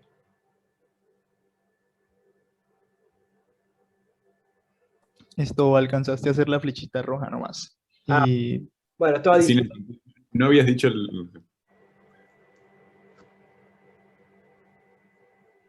habías llegado a dibujar la flechita roja sin decir nada de sentido. Está. Bueno, nada, entonces estaba diciendo que digamos, este diagrama con sus respectivas corrientes de color se puede reescribir de esta manera, donde digamos, los quarks, en este caso un quark U, por ejemplo, son una única línea con su color respectivo, y los gluones son una doble línea que portan carga de color y anticolor, ¿sí? Fíjense que si yo hago esta asociación entre como que cada gluón puede portar un color y un anticolor, en total tendría, potencialmente hablando, 9 gluones, ¿sí? que podrían portar, qué sé yo, azul antiazul, azul antirrojo, azul y antiverde, rojo, antiverde, etcétera, etcétera. Son 3×3, 9 posibilidades, pero estrictamente hablando son 8 porque como los generadores del grupo SU3 tienen traza nula, hay solo 2 generadores en algún sentido que tienen color anticolor, ¿tá? Tipo azul anti-azul, o rojo antirrojo, o verde antiverde. Puedo pensar que en realidad de esos 3 hay uno que es dependiente de los otros 2, o sea, hay solo 2 independientes. Entonces en total son 8 tipos de gluones que uno podría tener. Pero bueno, es una manera de interpretar este vértice, un único vértice que, para ser más específico estrictamente hablando, para cada sabor son 8 tipos de interacciones posibles, ¿sí? Pero bueno, fíjense, como observo acá, estas interacciones de QCD no me cambian el sabor del quark, ¿sí? O sea, si tengo un quark Q, siempre voy a tener un quark Q a través de esta interacción. Tengo un quark D, tendré un quark D, si tengo un quark C, tendré un quark C, etc. Pero siempre me cambia de color, ¿sí? Este quark U, al interactuar con el gluón, pasó de ser azul a ser rojo, ¿sí? Obviamente, sin entrar en el detalle de cuántas interacciones son, etc., pero la pinta ya se la imaginan, de los términos cinéticos, digamos, de estos 8 campos de gauge que uno tiene que introducir en QCD, hay términos de cúbicos de interacción y términos cuárticos de interacción, ¿tá? Y esto obviamente involucra solamente a quarks, ¿sí?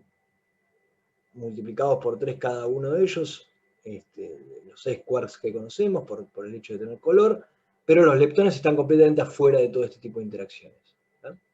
Digo, esto es una especie de resumen de las interacciones, porque también incluso después cuando hay ejercicio de la guía que te dice preguntas de cosas que no te puedes equivocar en el parcial, y bueno, varias tienen que ver con recordar estas cosas que algunas pueden parecer obvias, pero bueno, no está mal recordarlas. Bueno, para la interacción electrodébil, vimos entonces que tenemos el bosón W más menos y el bosón neutro Z. El bosón neutro Z prácticamente está en todas las mismas que las interacciones electromagnéticas, ¿sí? Porque los vértices son extremadamente parecidos. Lo único que cambia, como ya vimos en los vértices, es que el peso de la interacción con los zetas es distinto al peso de la interacción con los campos electromagnéticos. Y a su vez, obviamente, en el detalle de que el campo electromagnético no interactúa con el neutrino, pero sí interactúa con el campo Z, ¿sí?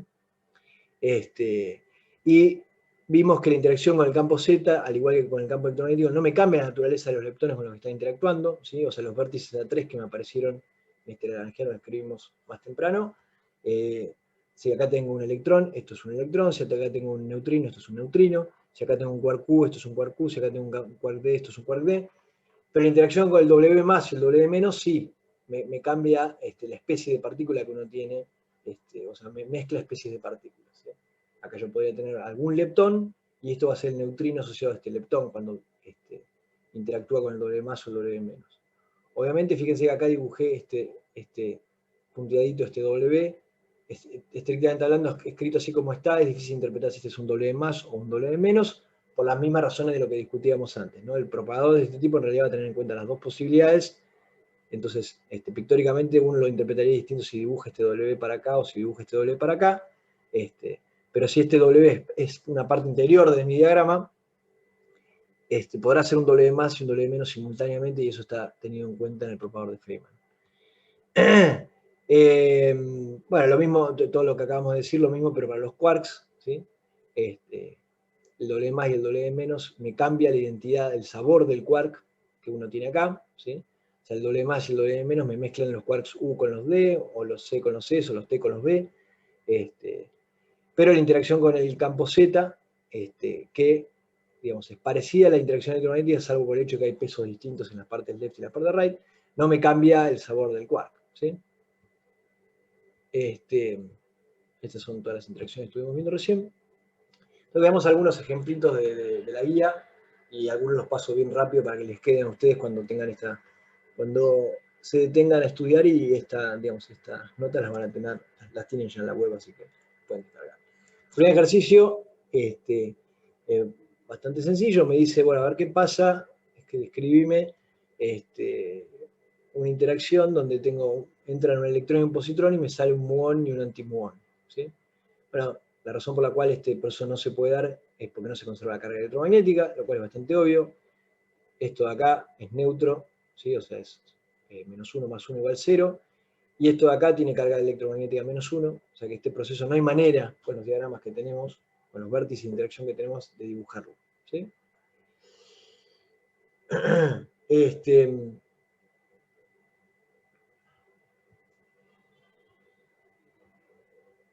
Este diagrama de acá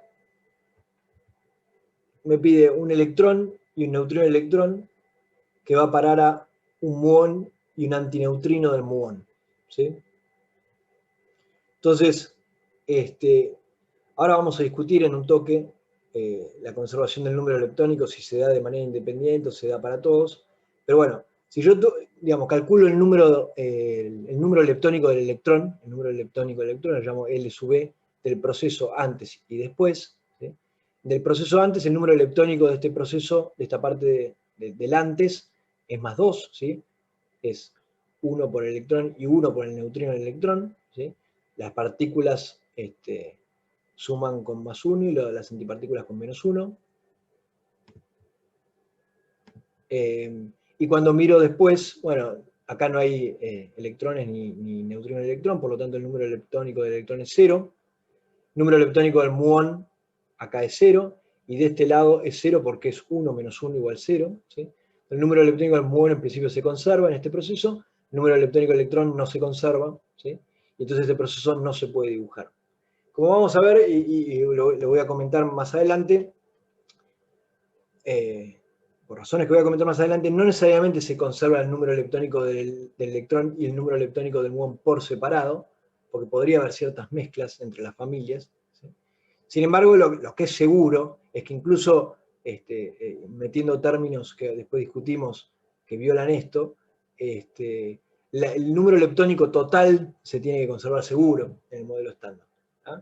Y acá no se conserva, porque bueno, el número leptónico total, que sería el número leptónico del electrón más el número leptónico del muón, antes es 2, luego es 0, y por lo tanto este proceso es imposible. ¿Sí?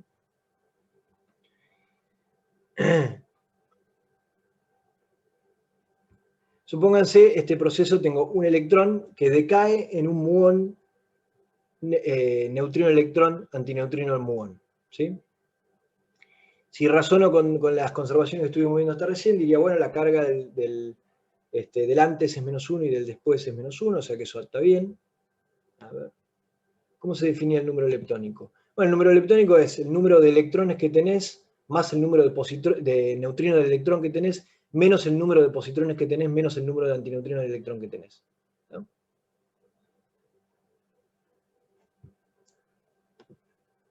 Ok. Lo mismo para el número leptónico muónico, el número leptónico tauónico, y podría definir un número leptónico general, que sería la suma de todos los números leptónicos. ¿No? Después discutimos un poco más eso. Pero bueno, acá si miro acá el número leptónico, tengo más 1 acá, y tengo leptónico de electrón, más 1 acá. Número leptónico muónico, tengo 0 del lado izquierdo, y este más este me suman 0 del lado derecho. Número leptónico total es 1 del lado izquierdo y es 1 del lado derecho, o sea que el número leptónico no tiene ningún problema en un proceso así, se conserva. ¿Sí? Bueno, en efecto, hay dos vértices de interacción, de los que ya estuvimos viendo, ¿sí? Del W más menos, que me permiten construir este proceso, ¿sí? Donde tengo un electrón, que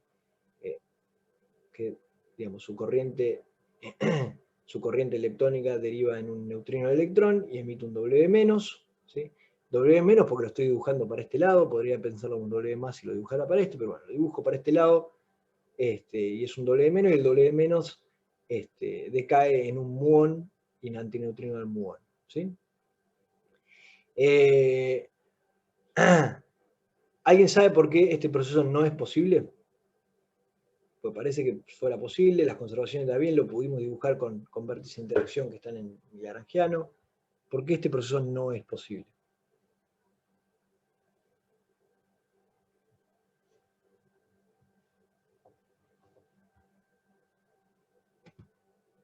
¿Y Jospin puede ser? No.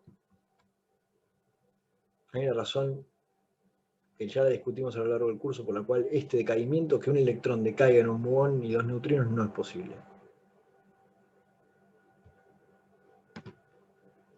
Masas. Muy bien, tal cual, la respuesta es esa, masas. La masa del electrón es mucho más chica que las masas de todas las partículas que están del lado derecho. ¿Tá? Y, digamos, es una de las restricciones cinemáticas que hemos visto cuando veíamos relatividad especial. La masa efectiva de un proceso, tenía que ser, o sea, simplemente la masa en el producto de un decaimiento no puede ser más chica que la masa de los productos. ¿Tá? Es una restricción cinemática que no se podía dar. Cuando haces la cuenta perdón, haciendo teoría de perturbaciones en la teoría de campos, existen unas deltas que te restringen a estar a las restricciones cinemáticas de relatividad especial, porque la teoría es relativista, con lo cual esto no es que se puede dibujar por los vértices y entonces parece como si el modelo estándar estuviera mal. No, en realidad en la cuenta te das cuenta que está mal. ¿Tá?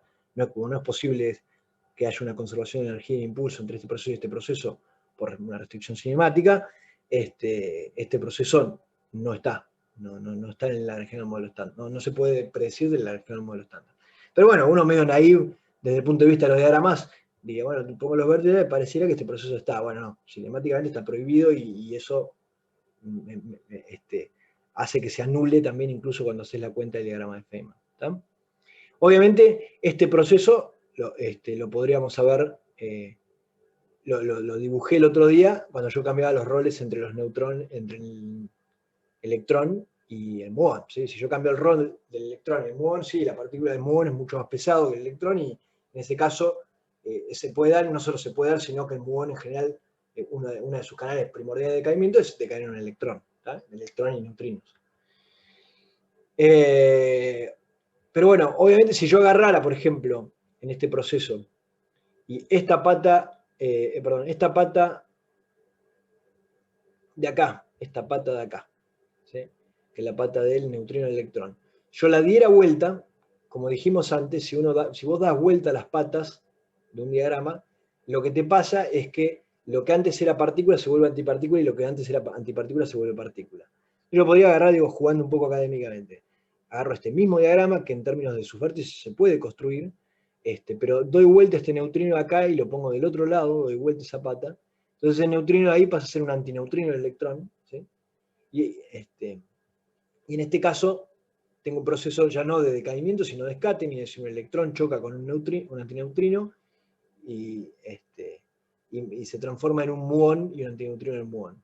¿Es este proceso posible? Sí, este es posible. Acuérdense de que la restricción de las masas es en una partícula en un decaimiento, ¿no? O sea, en una partícula que decae en muchas otras partículas. Ahora, en un scattering no importa que las masas de la izquierda sean más chicas que de la derecha. Sucede, cinemáticamente hablando, sucede que si este choque se produce con la suficiente energía, yo puedo crear partículas de masa más grande. Este proceso no está prohibido cinemáticamente y está permitido desde el punto de vista del tipo de interacciones que yo tengo en mi Lagrangiano en el modelo estándar. Bueno, y acá Matías, que había escrito todo este apunte, jugaba con incluso mover más patas, pero bueno, no importa. El punto D, justamente el diagrama que se había dibujado el otro día, como les digo, invirtiendo el rol de muón y electrón. Este diagrama cinemáticamente sí es posible. Fíjense en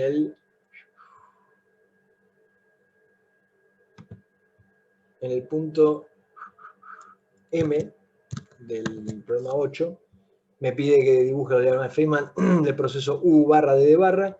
Y bueno, una cosa interesante es que en este caso tengo varios diagramas con distintos tipos de interacción que podría dibujar, ¿sí? Por ejemplo, que el U y el U barra se aniquilen en un fotón, son partículas cargadas, y que luego el fotón emita un D y un D de barra, porque también son partículas cargadas. Esto tiene carga 2 tercios, menos 2 tercios, menos 1 tercio y 1 tercio. Obviamente, esta aniquilación también se podría producir en un gluón, porque los U y los D son quarks, y los quarks interactúan en vértices A3 con los gluones. Como comentábamos antes, muchos de los diagramas que suceden para un fotón también podrían suceder para un Z en principio, con pesos distintos y cosas distintas, pero estructuralmente hablando son muy parecidos estos diagramas.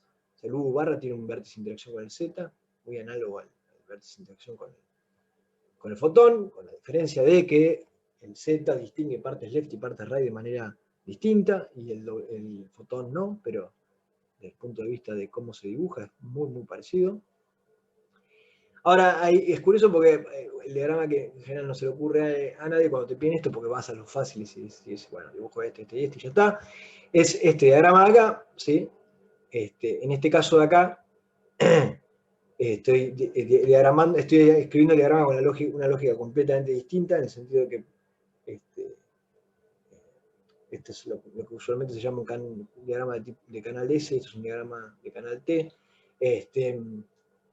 Pero bueno, acá lo que tengo es que uno puede usar el hecho de que el W es un bosón que me permite intercambiar el sabor U con el sabor D, ¿sí? O el sabor U barra con el sabor de barra. Entonces puedo usar eso, ¿sí? Y esperen que agrego unas flechitas a este diagrama, que me gusta dibujar las flechitas.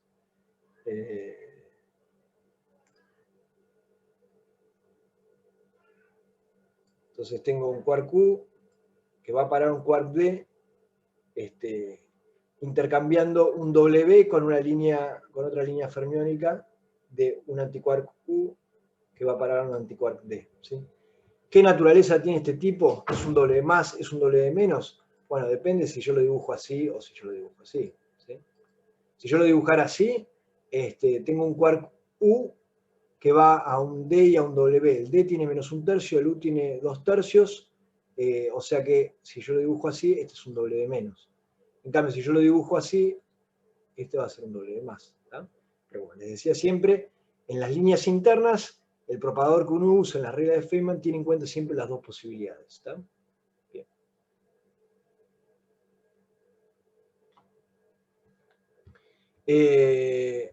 Bueno, este es el otro diagrama que me pedía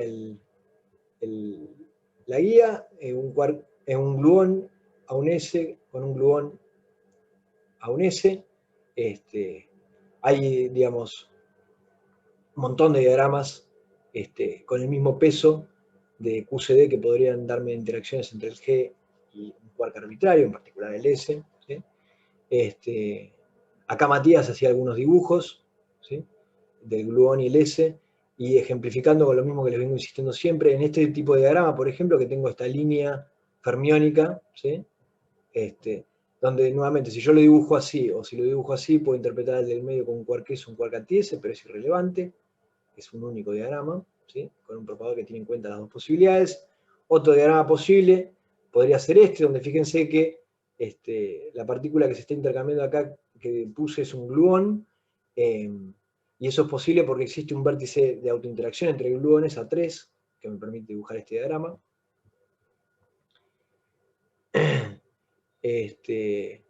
Bueno, este es un pedido, el punto Q. El punto Q es más rebuscado, porque me dice fotón, fotón, a neutrino, electrón, antineutrino, electrón. Si uno lo piensa muy, muy rápidamente, dice, bueno, este diagrama seguramente no es posible, ¿sí? Porque el fotón no interactúa con el neutrino, los neutrinos son neutros de carga. Sin embargo, digamos, si uno se pone a contabilizar el número leptónico del electrón, se conserva, porque acá es 1 y menos 1 es 0, y acá es 0. La carga electromagnética se conserva porque el fotón es neutro y los neutrinos son neutros. Entonces uno tiene que pensar más fuertemente y con cuidado y asegurarse de que efectivamente no exista este proceso, y en efecto la realidad es que sí existe este proceso, ¿sí? Si yo acá tengo los dos fotones que entran, ¿sí? Yo podría acá tener que estos dos fotones se mezclan, digamos, se combinan estos dos vértices de acá. Estos dos vértices son vértices entre algún leptón cargado, cualquiera que sea, algún leptón cargado, ¿sí? Bueno, en particular, vamos a elegir el electrón, ¿sí? Un electrón. Entonces, por ejemplo, lo puedo interpretar como un electrón, lo podría interpretar como un positrón, ¿sí? Son propagadores, con lo cual es muy irrelevante cómo los interpreto, pero bueno, así como están dibujados, parece un electrón y un positrón. De acá, bueno, no importa, es una línea electrónica, puede ser positrón o electrón según cómo la tuerza en mi dibujo, pero da lo mismo. Estos dos vértices son los vértices del campo de QED, ¿sí? Ahora, digamos, transformé fotones, si quieren, en electrón-positrón, y ahora uso el hecho de que el W me permite transformar electrones en neutrinos, ¿sí? Entonces, con un W acá, puedo usar el vértice que me mezcla el W con el electrón neutrino y el vértice me mezcla el W con el electrón neutrino, ¿sí? Si este es un W más o es un W menos, nuevamente, la misma pregunta de siempre, es irrelevante. Si lo tuerzo para un lado es un W más, si lo tuerzo para otro lado es un W menos. Pero lo importante es que el propagador de Fermat tiene en cuenta las dos posibilidades. Pero bueno, fíjense que con el vértice electromagnético y con el vértice del W más y el W menos y los pares neutrino de electrón-electrón, pudimos construir un diagrama que me conecta fotones con neutrinos, ¿ya? Hablemos un toque respecto a las conservaciones de números leptónicos y mezclas. Hasta ahora, en lo que estuvimos explicando, y por eso digo hasta ahora, ¿sí? O sea, ojo, hasta ahora, ¿sí? En principio no hay mezclas de generaciones, ¿sí? Nosotros, ¿dónde aparecen el neutrino del electrón, el neutrino del mu, y el neutrino del muón y el neutrino del tau del tau? Bueno, en la interacción fuerte no aparecen, ¿sí? Interactúan fuertemente, los leptones no interactúan fuertemente. Sí aparecen en sus partes left interactuando como dobletes débilmente con los bosones W más menos Z y A, y a su vez las subpartes right como singlete de su 2, pero con una cierta hipercarga de 1 que nos permite interactuar con el bosón Z y el campo electromagnético. Pero en principio vimos que todas esas interacciones son independientes para esta familia y para esta familia, ¿sí? Entonces, si no hubiera ninguna mezcla de generaciones en ningún otro tipo de interacción que podría llegar a existir, ¿sí? En el modelo estándar como lo venimos construyendo hasta ahora, entonces en principio eso implica la conservación del número leptónico, ¿sí? El hecho de que no se mezclen las generaciones implica la conservación del número leptónico, que es el número que hablábamos recién, ¿sí? Que es agarrar y decir, bueno, si sumo la cantidad de electrones más neutrinos del electrón menos positrones menos antineutrinos del electrón, eso se debería conservar. Si yo sumo la cantidad de muones más neutrinos del muón menos antimuones menos antineutrinos del muón, eso se debería conservar, y así sucesivamente. Ahora, el punto es que, estrictamente hablando, no es tan claro que no haya mezcla de generación. Y de hecho, en principio, hay ciertos fenómenos que dan a entender que sí existen mezclas de generaciones. ¿Cómo es que existen mezclas de generaciones? Bueno, lo que sucede es que, digamos, históricamente se pensó que los neutrinos no tenían masa, ¿sí? Esa fue una de las cosas que la gente pensó históricamente. Entonces, como los neutrinos no tenían masa, era posible agarrar y, digamos, incluso con el mecanismo de Higgs, que ya estuvieron viendo, era posible darle masa a estos tipos de acá abajo, ¿sí? Y entonces, pensar que si los neutrinos no tenían masa, bueno, ¿quién es el neutrino del electrón como, digamos, como autoestado del hamiltoniano de evolución de mi teoría? Bueno, es el que aparece acá en los dobletes, es el que aparece en su parte left, en su parte right ni existe, y listo, ¿sí? Ahora, el punto es que esto no es verdad. Como ustedes saben, los neutrinos tienen masa, ¿sí? Pequeña, probablemente, es fácil, digamos, es medible hoy en día las diferencias de masa entre las generaciones de neutrinos, pero no podemos decir que no tienen masa, ¿tá? O no podemos decir que todos no tienen masa. A lo sumo podría llegar a ser compatible lo que se observa con que alguno no tenga masa, pero no podemos decir que todos no tienen masa. Entonces, en principio, el neutrino también tiene masa. Y lo que resulta suceder, lo que pasa cuando veamos, cuando vean en la teórica, probablemente oscilación de neutrinos, lo que pasa es el hecho de que no es el mismo el neutrino que entra en las interacciones débiles que el neutrino que tiene masa, ¿tá? No es el mismo neutrino. Uno es combinación lineal del otro, ¿tá? O sea, los neutrinos, en los términos de masa de los neutrinos que aparecen con masa bien definida, son combinación lineal de los neutrinos que aparecen en las interacciones, ¿tá? Una de las consecuencias, por ejemplo, de esa observación es el hecho de que casi el 100% de los neutrinos que se generan en el Sol deberían ser de un tipo y uno observa un tercio de ese tipo, ¿sí? Y la razón por la que observa un tercio de ese tipo es porque desde que viajan desde el Sol hasta acá, hasta la Tierra, los neutrinos van mutando entre los distintos tipos de neutrinos y uno solamente observa un tercio de lo que pensaba que debería observar, ¿sí? O sea, está este fenómeno de oscilación de neutrinos. Entonces, lo cierto es que en realidad, estrictamente hablando, hay mezcla de generaciones cuando tenés en cuenta ese fenómeno. Cuando no desprecias la masa del neutrino y te pones a estudiar la naturaleza de la masa del neutrino, ves que las generaciones se mezclan a través de la masa, ¿sí? Por lo tanto, no es cierto que se conserve el número leptónico del electrón, el número leptónico del muón y el número leptónico del tau de manera independiente, ¿sí? Lo que sí es cierto es que se conservan como una suma, en principio, ¿tá? O sea, si yo incluso tengo en cuenta la posibilidad de que se mezclen las generaciones a través del mecanismo de oscilación de neutrinos por el hecho de que tengan masa, incluso si tengo en cuenta ese fenómeno, lo que sí se sigue conservando y no se viola es la suma de los tres números leptónicos, ¿tá? De los quarks, bueno, más rápidamente, digamos, porque acá en ningún caso puedo decir rápido que no tengo masa, o sea, ya sabemos que todas estas partículas tienen masa, y digamos, en no mucho tiempo se planteó el hecho de que acá había una mezcla, ¿no es cierto? O sea que, estrictamente hablando, nosotros habíamos separado en 3 generaciones para las interacciones débiles a nuestros quarks. Dijimos, bueno, tengo la generación UD, la generación CS y la generación TB, ¿sí? Cuyas partes left las pondré en dobletes y las partes right las pongo en singlete y qué sé yo, bla, bla, bla. Discutimos todo eso. Y obviamente cuando decíamos eso, decíamos que acá va el U, acá va el D, acá el C, acá el S, T, B, etc. Estábamos hablando de las partículas físicas, las partículas que tienen una masa bien definida, con un quark Q con una masa, un quark D con una masa, un quark C con una masa, con un quark D, etc.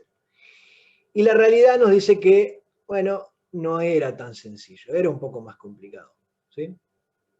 Era un poco más complicado. ¿En qué sentido era un poco más complicado? Bueno, las generaciones que van mezcladas, ¿sí? Las generaciones que van macheadas, U con D, C con S y T con B, estrictamente hablando, no son las partículas que tienen una autoestado de masa bien definida de nuestro modelo, ¿sí? Entonces, normalmente la manera de parametrizar esta mezcla que hay entre los quarks que aparecen en la interacción débil y los quarks que tienen masa bien definida, la manera de parametrizar eso es decir, bueno, agarro los 3 quarks de la parte de abajo de la generación, o sea, el D al S y al B, ¿sí? Y los pienso como una combinación lineal, unitaria, de los quarks que tienen los quarks físicos que tienen una masa bien definida de S y B. Y esto lo llamo D', S' y B'. ¿Tá? Entonces las generaciones que van en interacción en el modelo electrodébil no son la generación UD, CS y TB, sino que son la UD', CS' y TB', donde D', S' y B' son una combinación lineal de los estados de masa bien definida de quark. ¿Tá?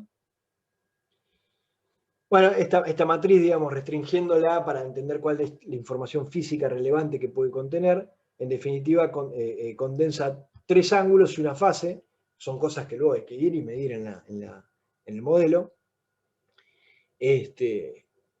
haciendo que nuestro modelo obviamente sea más feo, porque tengo que introducir parámetros para explicar mezclas y cosas, pero bueno, así es la naturaleza.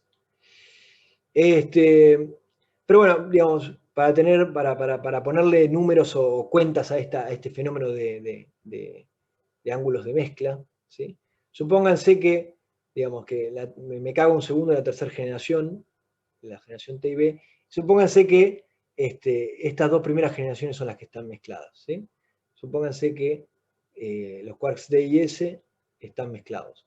Que de hecho es el primer fenómeno que se observó porque, imagínense que estos 2 quarks de acá son de descubrimiento un poco más reciente en términos de, no sé, no me acuerdo, pues será en 10, 15 años que se descubrió el top. ¿Alguien se acuerda? ¿Son 10, 15 años? ¿Cuántos años son? Ahí lo googleo, pero no me acuerdo. Sí, no, ni idea. Pero bueno, este problema de las mezclas uno ya se lo podría haber preguntado cuando ya miraba 2 generaciones, incluso sin conocer a la tercera generación. Y bueno, y pensemos que D y S son una mezcla, D y S que están en interacción débil son una mezcla de los D y S que tienen estado de masa bien definida, ¿sí? Entonces planteo que D' y S', o sea, los tipos que están en interacción débil, son coseno, seno menos seno, coseno, una transformación un 1 unitario, si quieren. Perdón, un 5 segundo. un poco más. Teorizado en el 73 y descubierto en el 95. Está.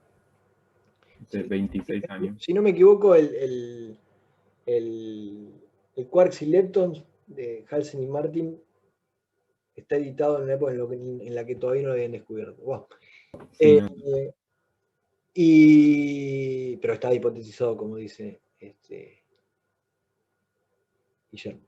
Bueno, entonces supónganse que mezclamos a las dos primeras generaciones de quark, ¿sí? Con un cierto ángulo de mezcla. Este es el que se llama ángulo de K-vivo. Y bueno, cuando uno mide en el experimento, ¿sí? Esta mezcla entre los estados que interactúan en la interacción electrodébil y los estados con masa bien definida, este ángulo es de 13 grados, es decir, no es irrelevante, ¿sí? Digamos, algo cercano a cero sería que prácticamente casi no hay mezcla. Y 13 grados no es poco, o sea, hay mezcla. ¿Tá? Hay mezcla entre estos tipos. Entonces, cuando uno tiene en cuenta, digamos, uno mira procesos donde hay una conversión entre digamos, un estado inicial, un estado final, que van a ser tipos que tienen en principio masa bien definida. Bueno, en cada uno de estos vértices de interacción electrodébil, donde están estos quarks, voy a tener un peso en la interacción que va a venir con el ángulo de mezcla. ¿Sí? Entonces, digamos, si yo tuviera, por ejemplo, una línea D y una línea U, ¿sí? Una línea D y una línea U, el U y el D son los que en principio están en la misma generación, ¿sí? Pero como dijimos antes, en realidad el D físico no es el D de la interacción, por lo tanto, para relacionar uno con el otro, voy a tener en cuenta un peso de coseno de tita, ¿sí? En esta interacción. Si yo tuve, ahora, fíjense que esto hace, me mezcla las generaciones. En principio el U iba con el D antes en la interacción electrodébil. Pero ahora puedo mezclar un U con un S, ¿sí? Gracias a este fenómeno de mezcla.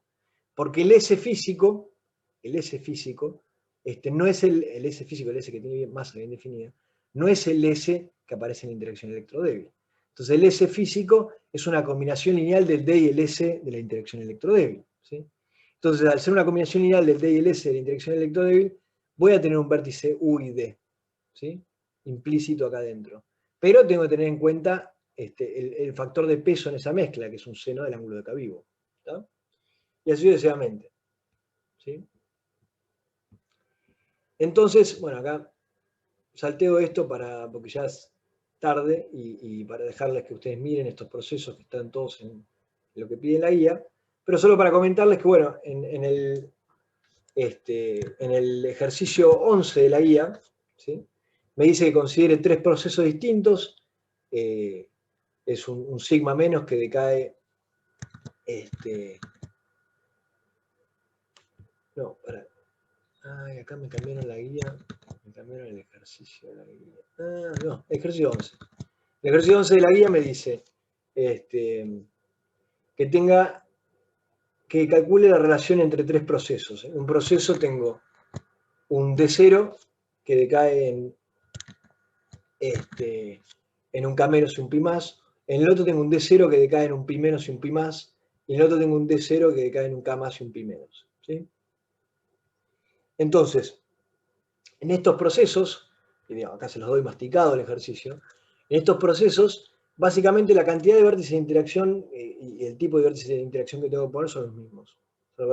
Son dos vértices de interacción electrodébil que necesito para construir este decaimiento. ¿Sí?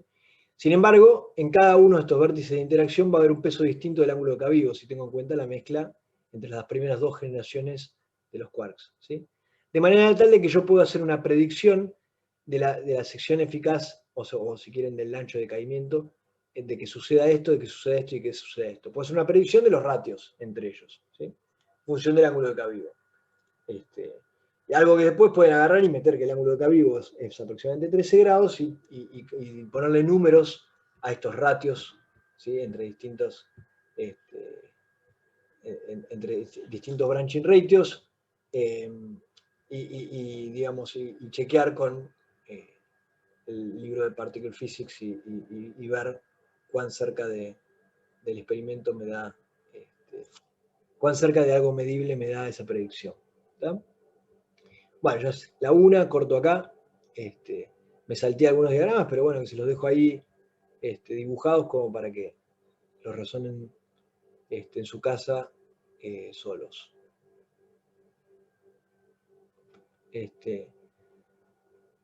No sé si tienen preguntas así rápido de lo que acabamos de ver.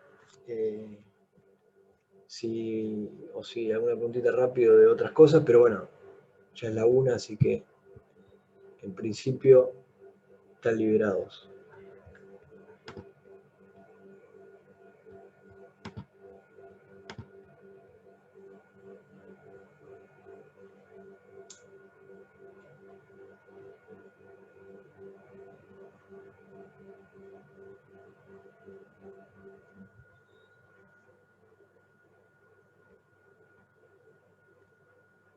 Creo que habíamos dicho el viernes, ¿no?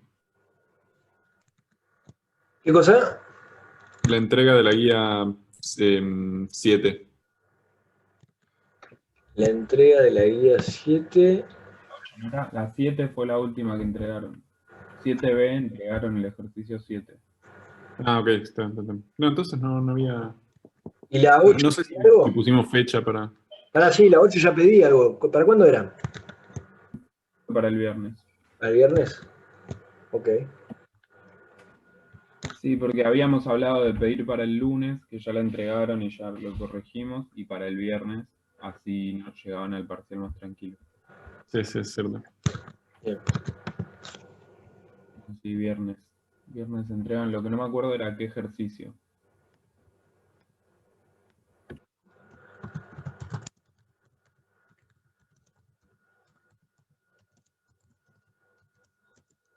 No, como habíamos dicho, hacer la misma cuenta que Matías, pero con el doblete UID. No sé si es un ejercicio de la guía, pero ese era el ejercicio que habíamos pedido. Sí, sí, exactamente. Era repetir la práctica de la clase pasada, pero hacer todo lo mismo, pero con lo cual subí. Ah, ok, había entendido que era para hoy, igual mejor si es para el viernes. ¿Sabes que yo también sospecho que era para hoy? No se hagan los... Están haciendo todo lo boludo, me parece. Era para hoy. No, yo por lo que recuerdo, puede que se haya hablado algo distinto en la clase pasada, pero Yo habíamos había notado el ejercicio, pero no la fecha, así que no sabría. Habíamos charlado la semana pasada de pedirlo para el viernes. Yo me hago cargo de que dije eso. Dije, pidamos para el lunes para esta Dale, semana. dale. Viernes.